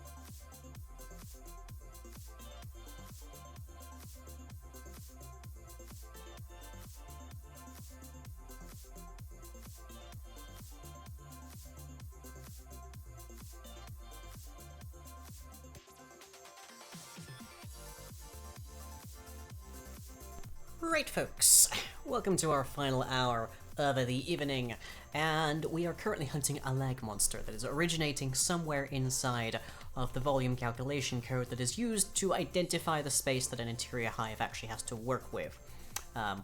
Essentially, it's the part that figures out, like, where there is space to put things and such, and the amount of space that the hive actually has access to.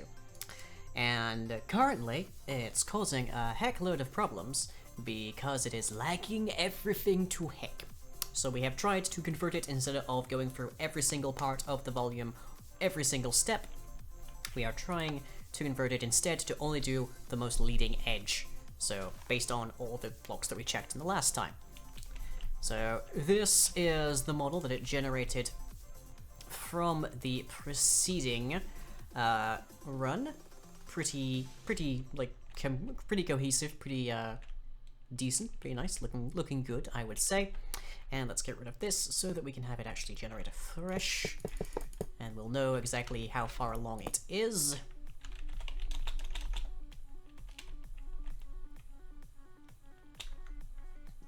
And I need to be careful because this is actually approaching the limits of the fill command.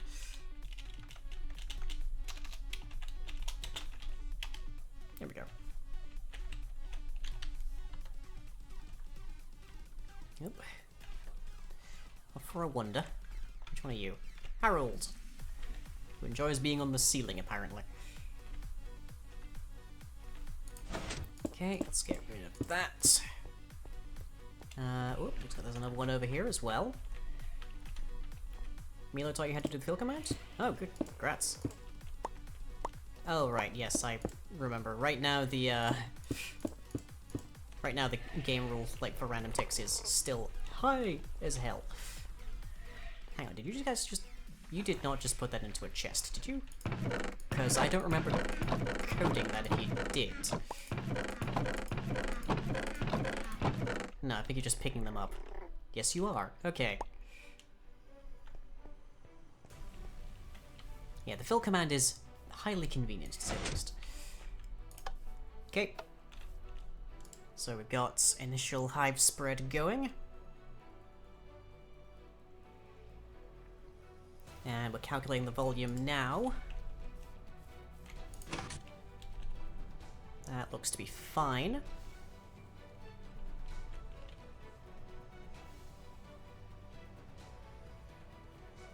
So it should be working its way through.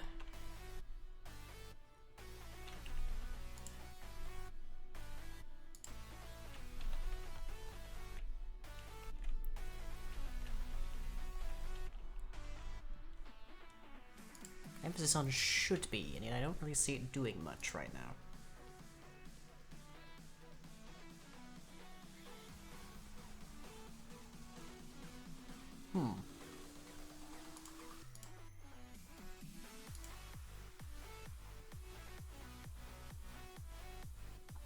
So it went through, it found all of the blocks from the hive itself, that's the green that we can see.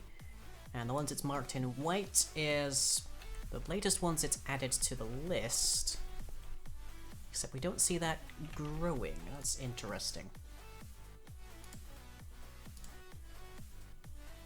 Ah, I think I see why. Okay.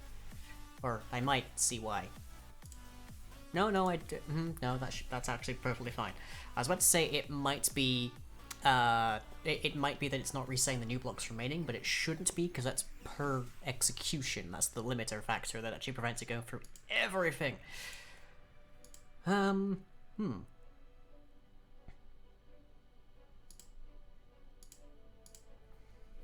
So what else is happening here?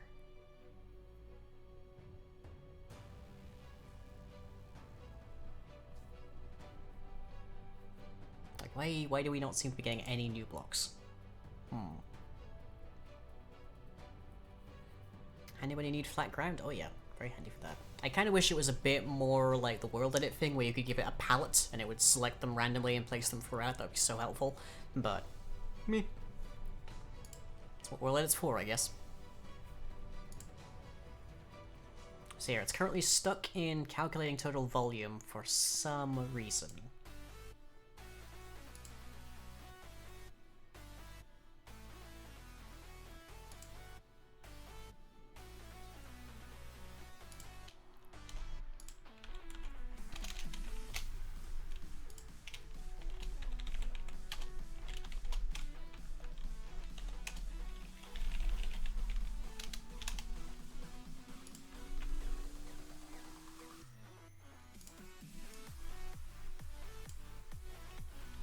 question here is why?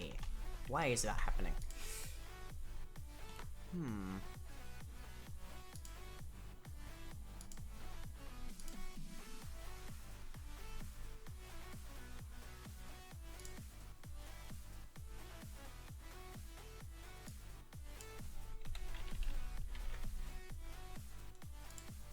Well, let's reboot the code and see if this fixes itself. It's clear it went through one of those, because it clearly identified some white blocks, which is the latest run.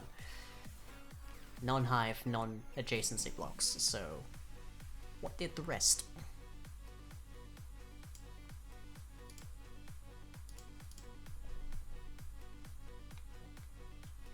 So we go through it, we check if it's inside the total volume or the next iteration list, which is the ones that we're going to go through with our latest, with our sort of like moving wave. And if it's in either of those, we skip it. Otherwise, we check if the new one can be included. Add it to the next iteration list. Subtract from new blocks remaining. Mark it as white. So yes, we have found a new block this run. And we keep going until either we don't find any new blocks, or we run out of blocks remaining to add this particular run, in which case we return that, and then we keep going. So this should be working just fine. This is where I load in and I'm just surrounded by white already.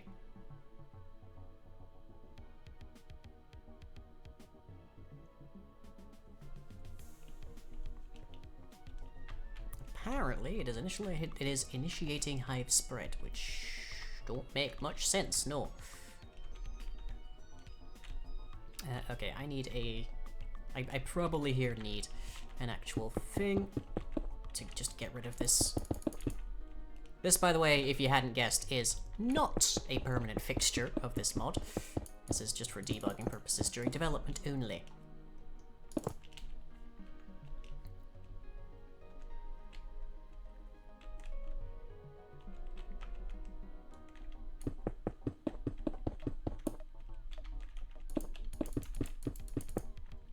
Ever eat the top layer of cheese off of a lasagna last? Can't honestly say if I have or not.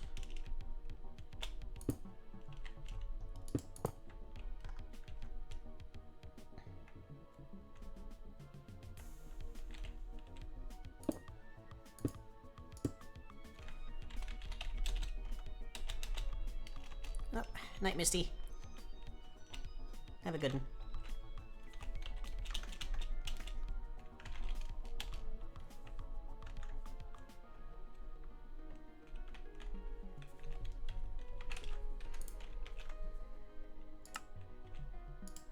And a quick button.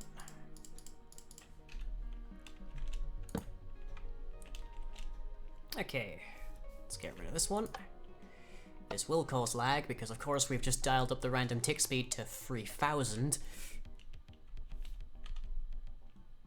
Oh, hello. When did we get those, I wonder? So, we're not surprised when that part lags. That part should lag. Absolutely. It's like you'd get a similar thing from dialing it to 3000 and then removing all of the logs out of a forest.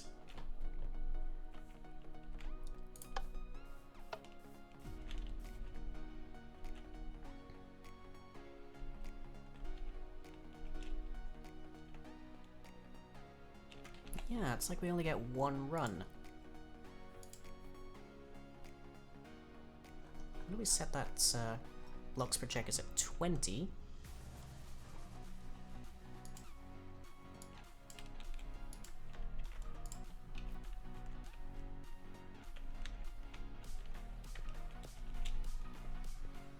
How many white blocks are here? 1, 2, 3, 4, 5, 6, 7, 8, 9, 10, 11, 12, 13... What's the data value for white? White stained glass. I can just remove that. 0. Okay, and that is positive and positive. Okay.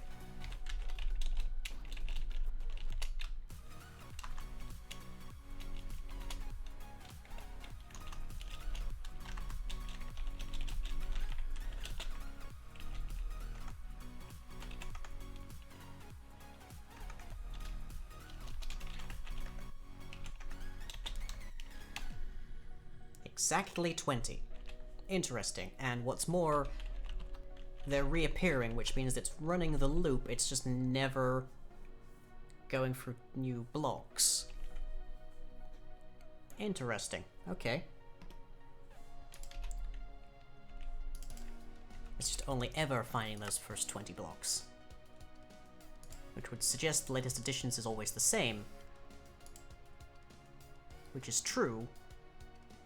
And next iterations... Aha, right, yes, that's probably it. Next iteration's getting crossed off, so because it's not finishing its run, it's never actually adding the next iteration in. We need to move this out of here. That's why. Needs to be more persistent rather than getting checked there every single time. And in that case, we also need to clear that. Okay, that should fix that up.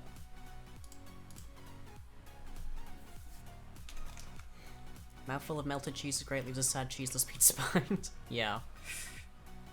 Lovely bit of melted brie on some ham. That is my comfort food.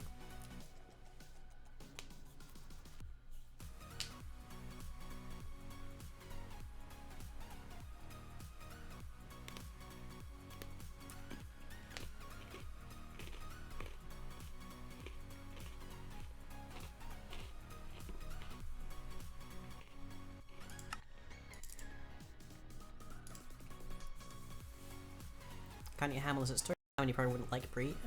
I don't know. There we go.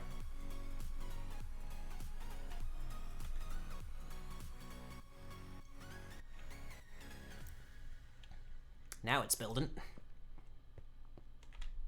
Weep.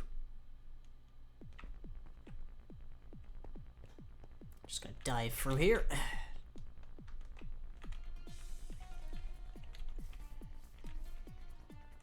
Feels like it's still lagging.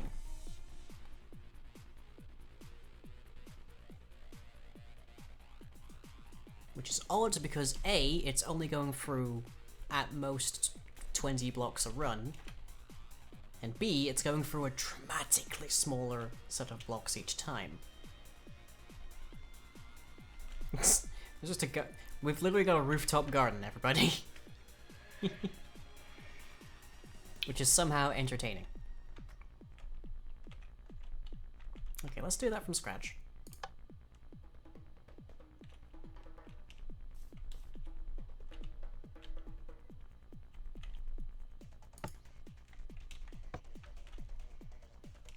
And see just how it looks. So initial spread, which is rapid but doesn't really cause any lag. Oh yeah, there we go. I wonder if it'd be worth sorting these by altitude or something.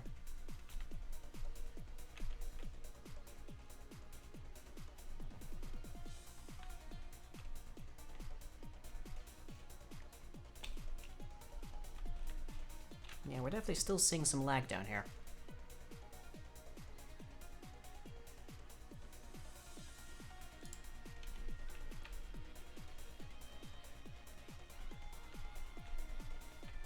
But a significantly shorter period of lag. So that's good. Like, it's not remotely as severe as the preceding ones were.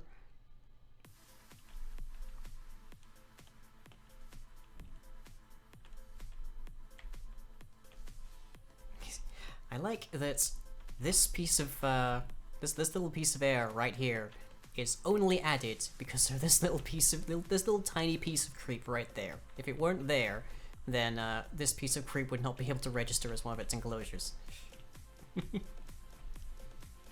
Tiny little piece. I'm not even sure where this one's. I suppose it's getting off the other side of the wall.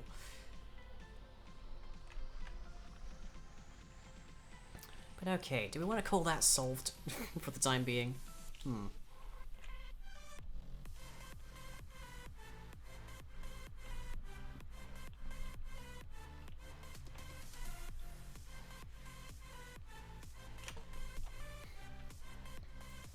like this model, okay? This is interesting to me. But of course, we've been doing a lot of runs with that, so let's just clear that out.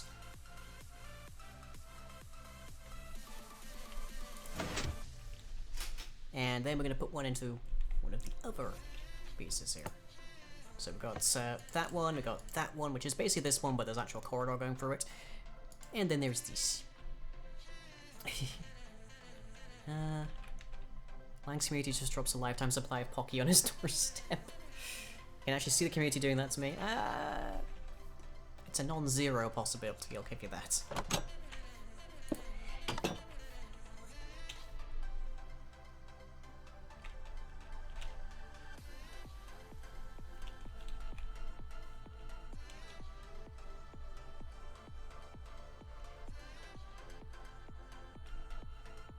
Interesting that there's this big open space in the front. I wonder what causes that. This is really interesting to watch, for me at least.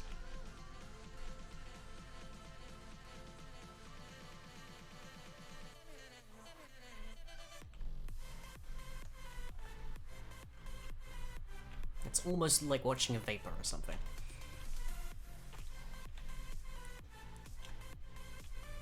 So there's our color code over there. Oh, they're just purring right now. Are you guys like? I don't think either of you is drunk, but you seem like you might be. I am very curious as to why we don't have these blocks there. Appear to, yeah, we also appear to have this empty spot. I'm curious. I'm not really sure what's happened there either.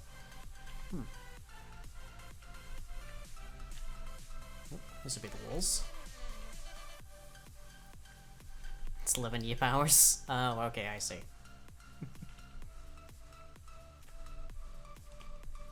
Yeah, it is very interesting to watch how this calculates volumes now. So that's all of the space that it believes it has to work with. Tired and a bit sad, so kinda aww. Trust me, if I was drunk, Purr would drive me out of here by your ear. Yeah, because you're underage.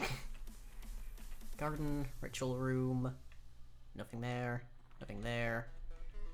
Let's see what ended up indoors then. When did you get in here, H? And Harold's? Oh, I guess you guys could still. I guess you guys just teleported in here. I guess that's what happened.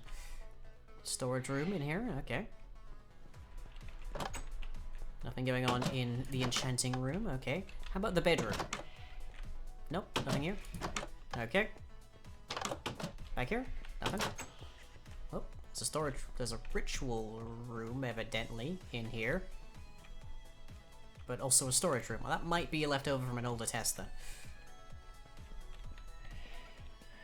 Get like 20 times more thirsty when drunk. I mean, yes, you should drink a lot of, like, water when you're drunk, because it, like, helps with the, it's, what's the phrase? Is alcohol a diuretic or something to that effect? Either way, it, like, dehydrates you very quickly. So, yeah, you should get, like, you should be drinking a lot when you're drunk and whatnot. Okay, I'm just gonna put another one over here just to see what it looks like. See what the distinction is.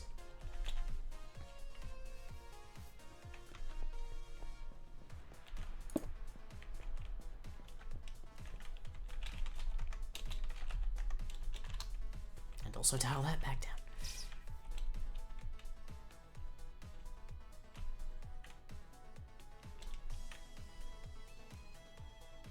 I feel like my test structures might not be quite large enough now.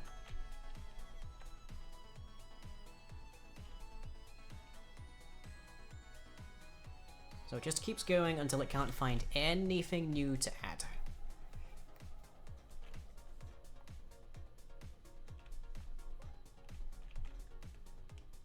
And it looks like it's working a little bit on the indoors. There they go.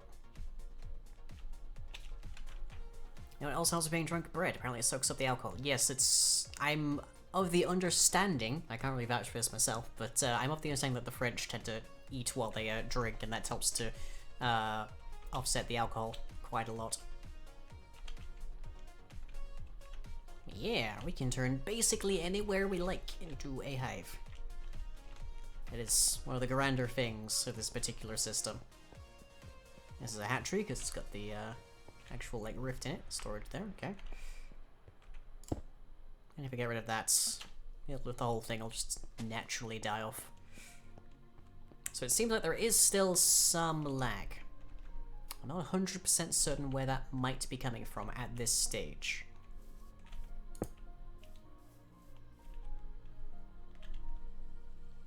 It's taking over part of mine. Oh boy.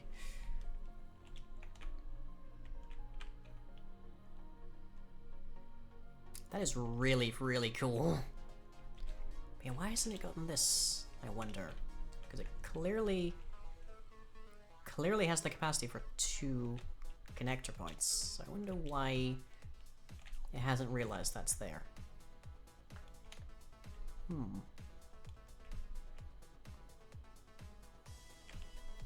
It did the same thing over there.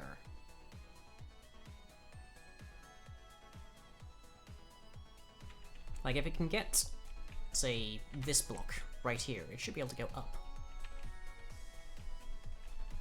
So I wonder why it didn't. Player has joined the game. Mickey, welcome. In Vino Veritas? Oh yeah. I suppose it has gotten it over here. Yeah, I guess I might just be reading this model wrong. Yeah, right there. Okay, yeah, no, it's actually done it correctly. Don't know about over there, but it has done this part correctly.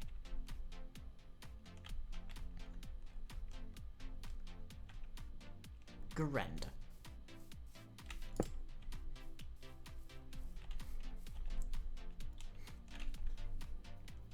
Is that second box a mine? Oh, the one behind us. Yes.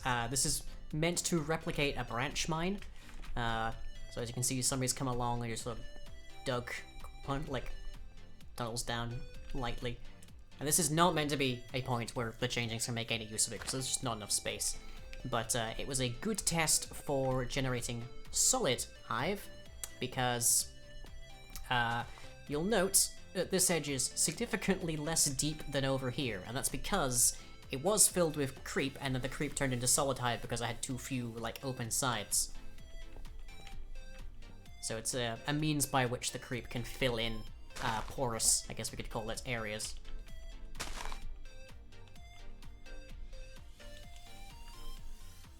Sort of a neat way of, like, ensuring things are decently solid to walk on and whatnot.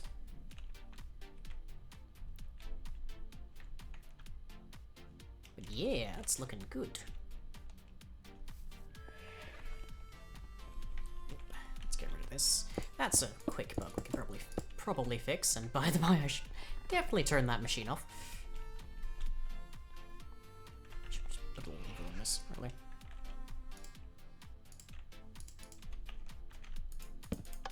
There. Cease, I say.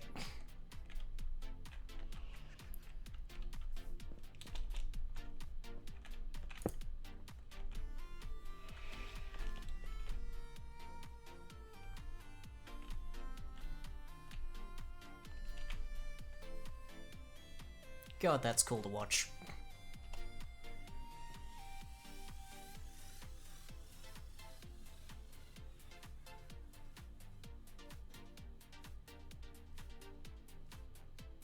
A little sleep drunk, you guess? Fair.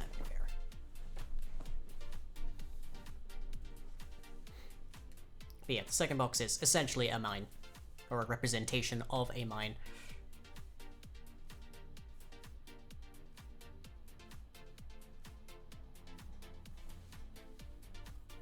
And there's the changelings at the bottom there, just numing over.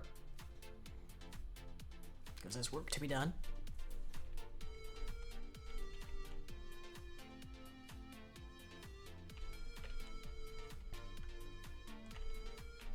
And it hasn't gotten this full edge because there's only the one little spit down there. Ah, a garden. Again, a rooftop garden.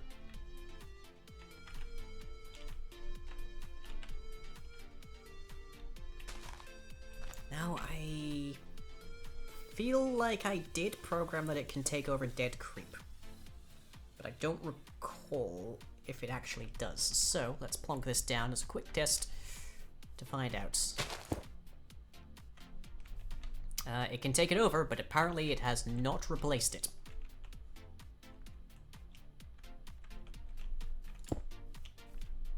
So, gonna have to quickly plonk that in.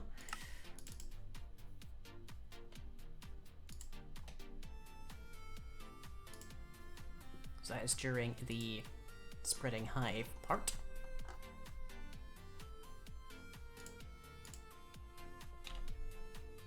Can place at is our function here. Should be able to. It says creep dead there.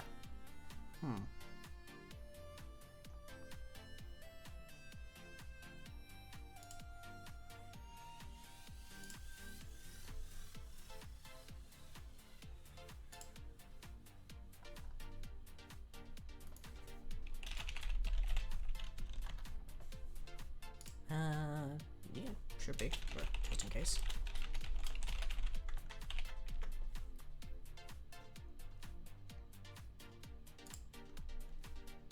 Yeah, it 100% should be able to go there.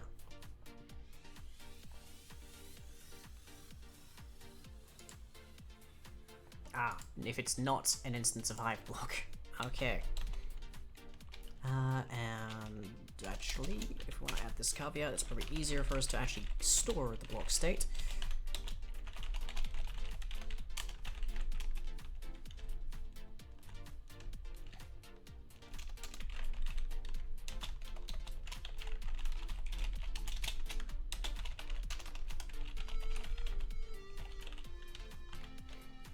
There. So it wasn't placing creep because it was registering that as a hive block on the basis that it is one. So we need to add that as a caveat. Is hive solid also available dead? Or no, that just disintegrates by itself. Doesn't actually have an interstitial kind of state.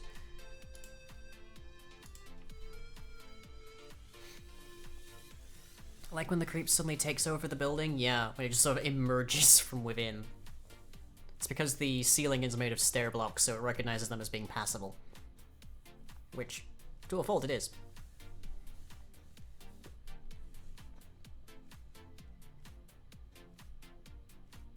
If it was all solid blocks, it wouldn't do that. I think. Not 100% certain now. Okay, now it should be able to overrun the dead creep with live creep if a rift somehow appears in the same position as a recently deceased rift. So all this orange should turn green. Clearly hasn't, though.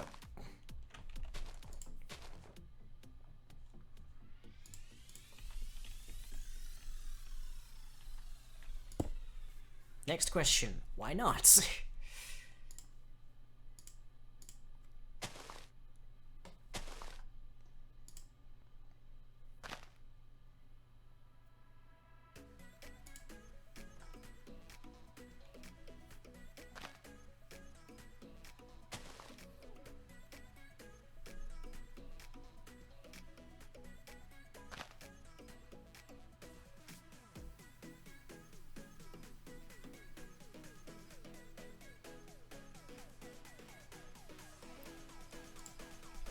Did I leave a... Yeah, I did. Right over here. Got the hive functioning.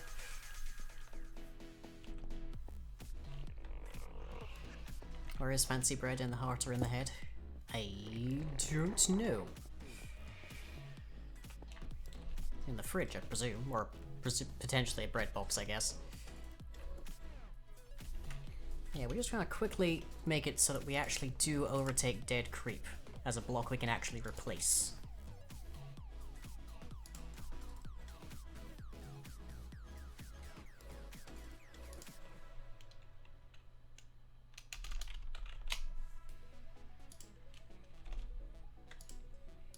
I think that's because I did that backwards.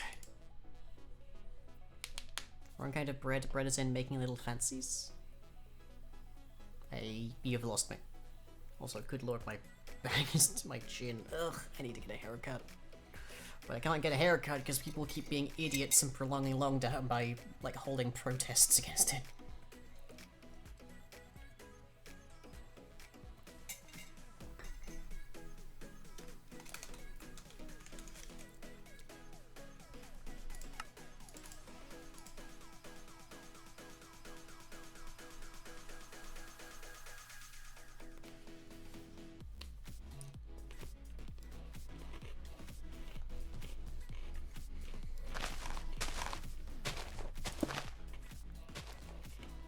There we go.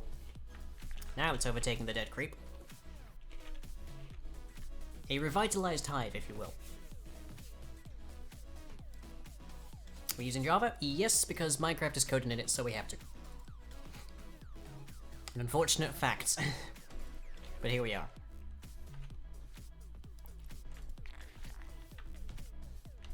Bread as in making little... oh.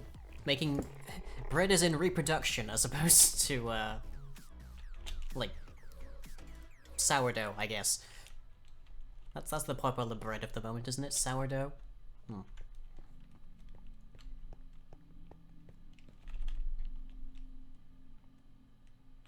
Wonder if this would be improved by me adding a caveat so that it can only count exclusion... like, it can only count, enclosure if the at minimum two sides are on different axes.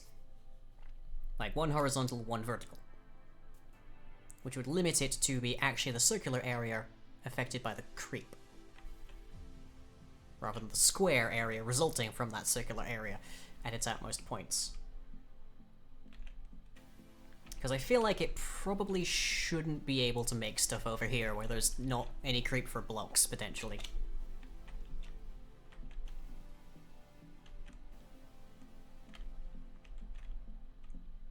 Okay, let's tidy this all up.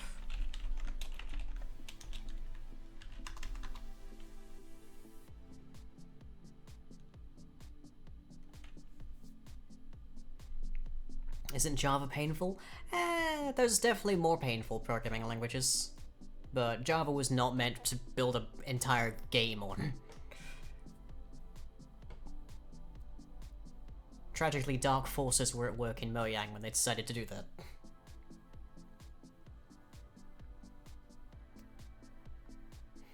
Sourdough is popular because, like yogurt, you can continually make it so long as you save a bit of it as a starter. Yeah, it's sort of a self-replicator in that regard.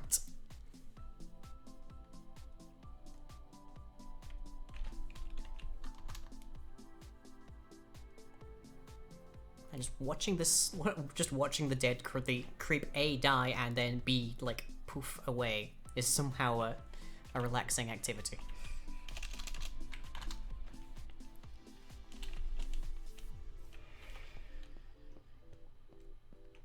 Clone bread. Yeah. It's sort of like, I'm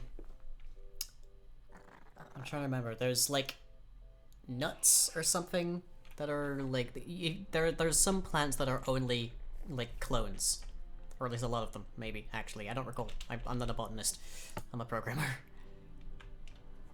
And what that consequently means is that whilst they are incredibly susceptible to, like, devastation by disease and whatnot, they are also capable of being essentially the exact original plant from a single seed, any singular seed.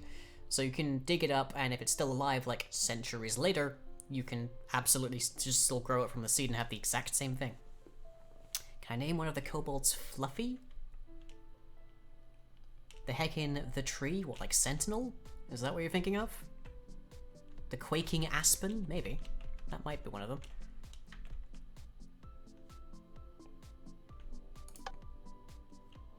Let's just clear that out and watch that fill in again, because I just love watching this.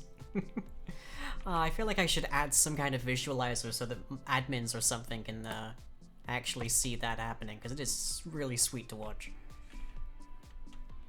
Okay, what is this bottom level?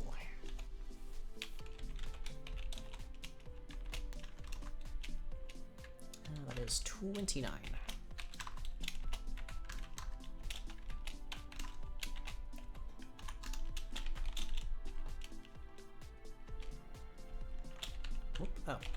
air O rather than 0. Too many blocks in the specified area? Oh, apparently. Alright, I think 15 is more or less the max.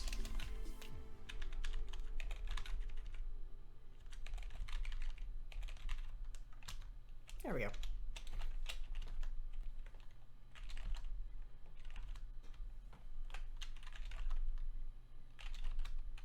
God, it's interesting getting like a cross section of it. The biggest organism is actually a mushroom? Yeah. Well, it's strictly speaking, it's less of a mushroom and more of a fungal colony. And it covers miles of space.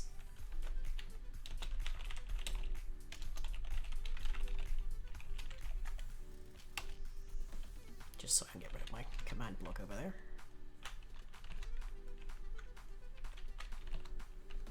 Okay, let's see if we can't change the enclosure rule just a teensy bit really quick. Let's not be pedantic. Yeah, there's not much room for pedantry here, is there?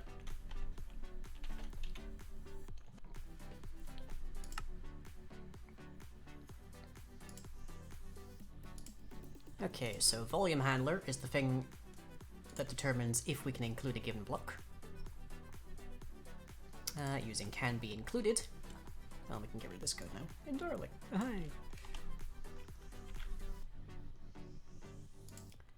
Hi. So is block enclosed right there. So what that looks for is the faces and such. Well, it it goes along all of the cardinal directions, north, south, east, west, up and down, and it tries to find a hive block that is actually at that position. If it finds 2 of them, at least, then it knows it's found the right ones. So we want Boolean found horizontal equals false, and a Boolean found vertical equals false. And then we more or less want to do this code, but for different things.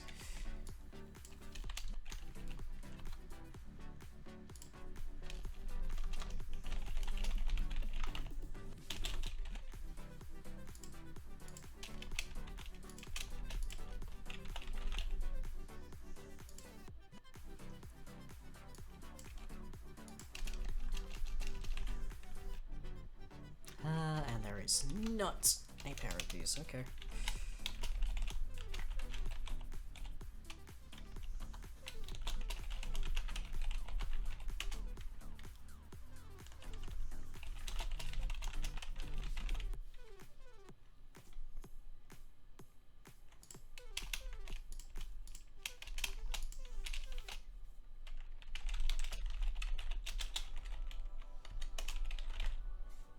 And then we just want to say, did we manage to find both of those?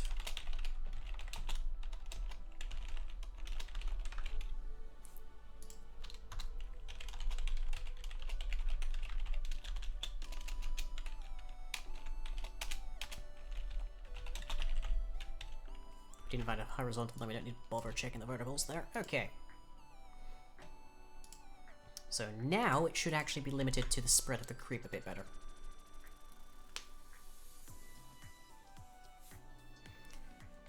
Phew, I probably need a sub-function for this. Because I've got two lumps of code doing basically the exact same thing. So let's see, it has enclosure on site.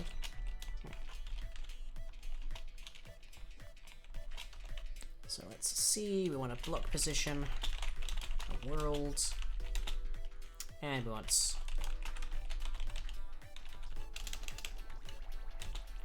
sites.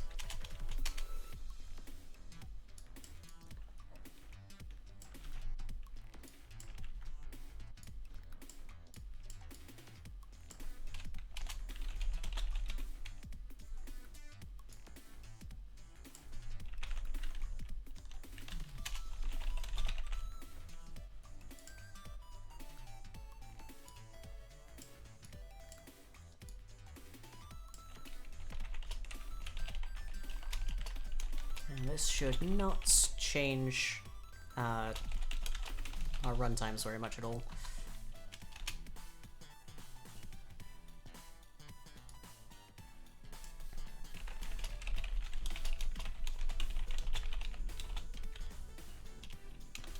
But if anything, this will probably accelerate them a little bit.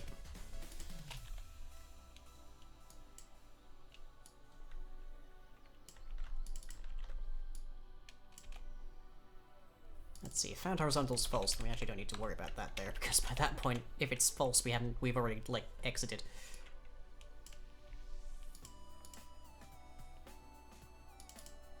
In which case, we actually don't need to store it as a variable.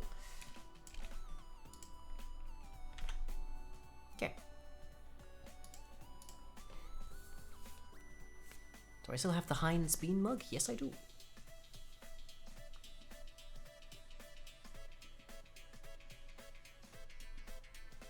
The cap was on the Heinz bean mug I got one Christmas or birthday, was it? It's possible.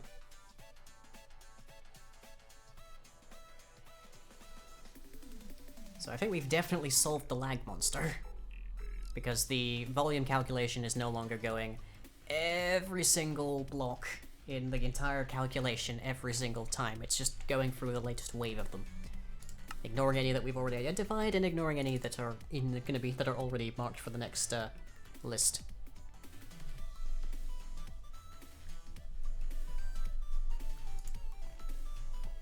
So let's see what that does for our calculation here.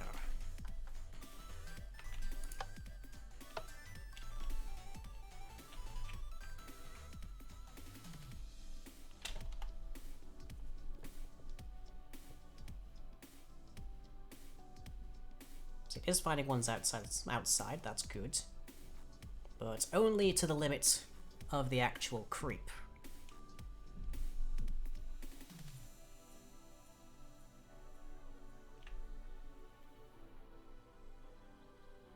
Should be finding a lot more outside right now.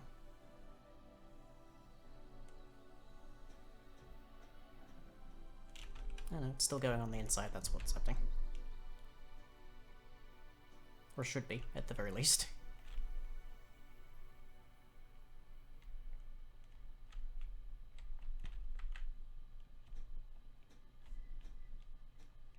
Can't actually see what's going on here. Nope, it apparently gave up. That apparently has been completed.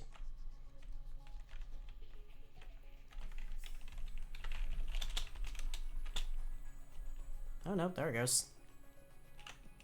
Okay then.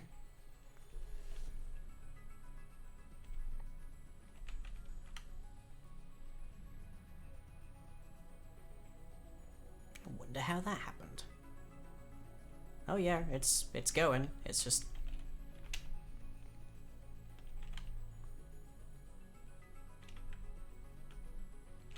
yeah, it got to room function apparently. Which means it somehow finished and then ended up going over again. Well, now it's actually within the boundaries of the creep, which is a little better for us. Because that's what the enclosure is meant to do. It's meant to, because before it would just fill out the entire volume of space it could find that was sufficiently enclosed. It didn't really care if it was near actual creep. Now, it actually does care quite a bit. Because now it needs to actually be parameterized on at least two sides by it. A horizontal and a vertical. Looking good, looking good. Obviously back here it doesn't have the vertical. Nothing on the floor, nothing in the nothing on the ceiling.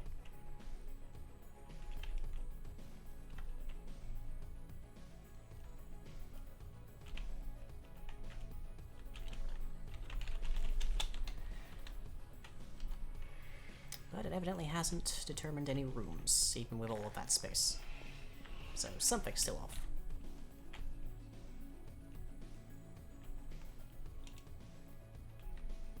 You say sync for one entire stream without you refreshing. Aww.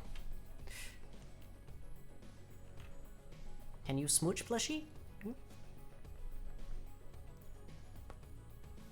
There you go.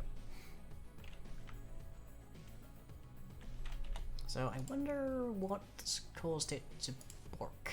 There.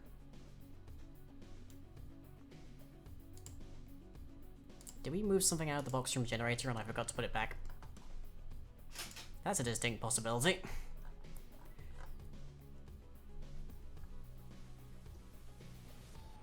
Nope, that looks to be fine.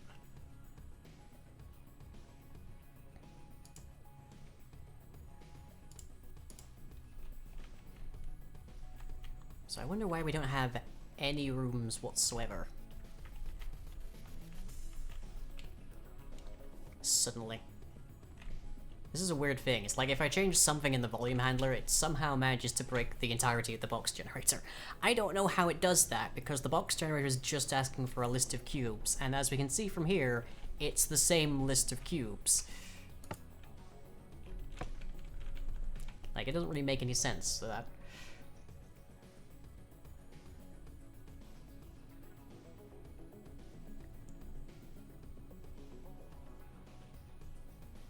Like, if we can see a filled block here is part of the volume and is therefore usable for actually generating rooms. But somehow, it manages to lose that. Heck only knows how.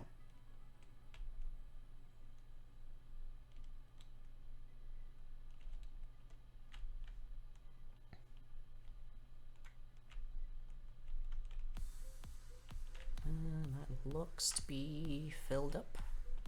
Yep. So we should see rooms down here. And yet. Well, out with one bug, in with another, I guess. But at least we fixed the lag monster, because everything seems to be running just fine. Let me clear this away again so we know when it's doing that. So keep an eye on the redstone circle, everybody. Looks like there is a dash of lag. Yeah. At least when it gets started.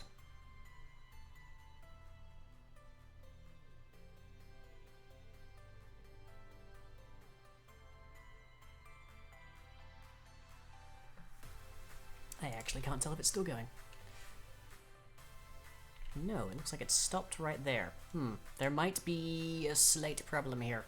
Yeah, it's gone down to room function. It thinks it's finished. I've evidently got some bug fixing to go for with that. But I like it being more constrained. I like that part.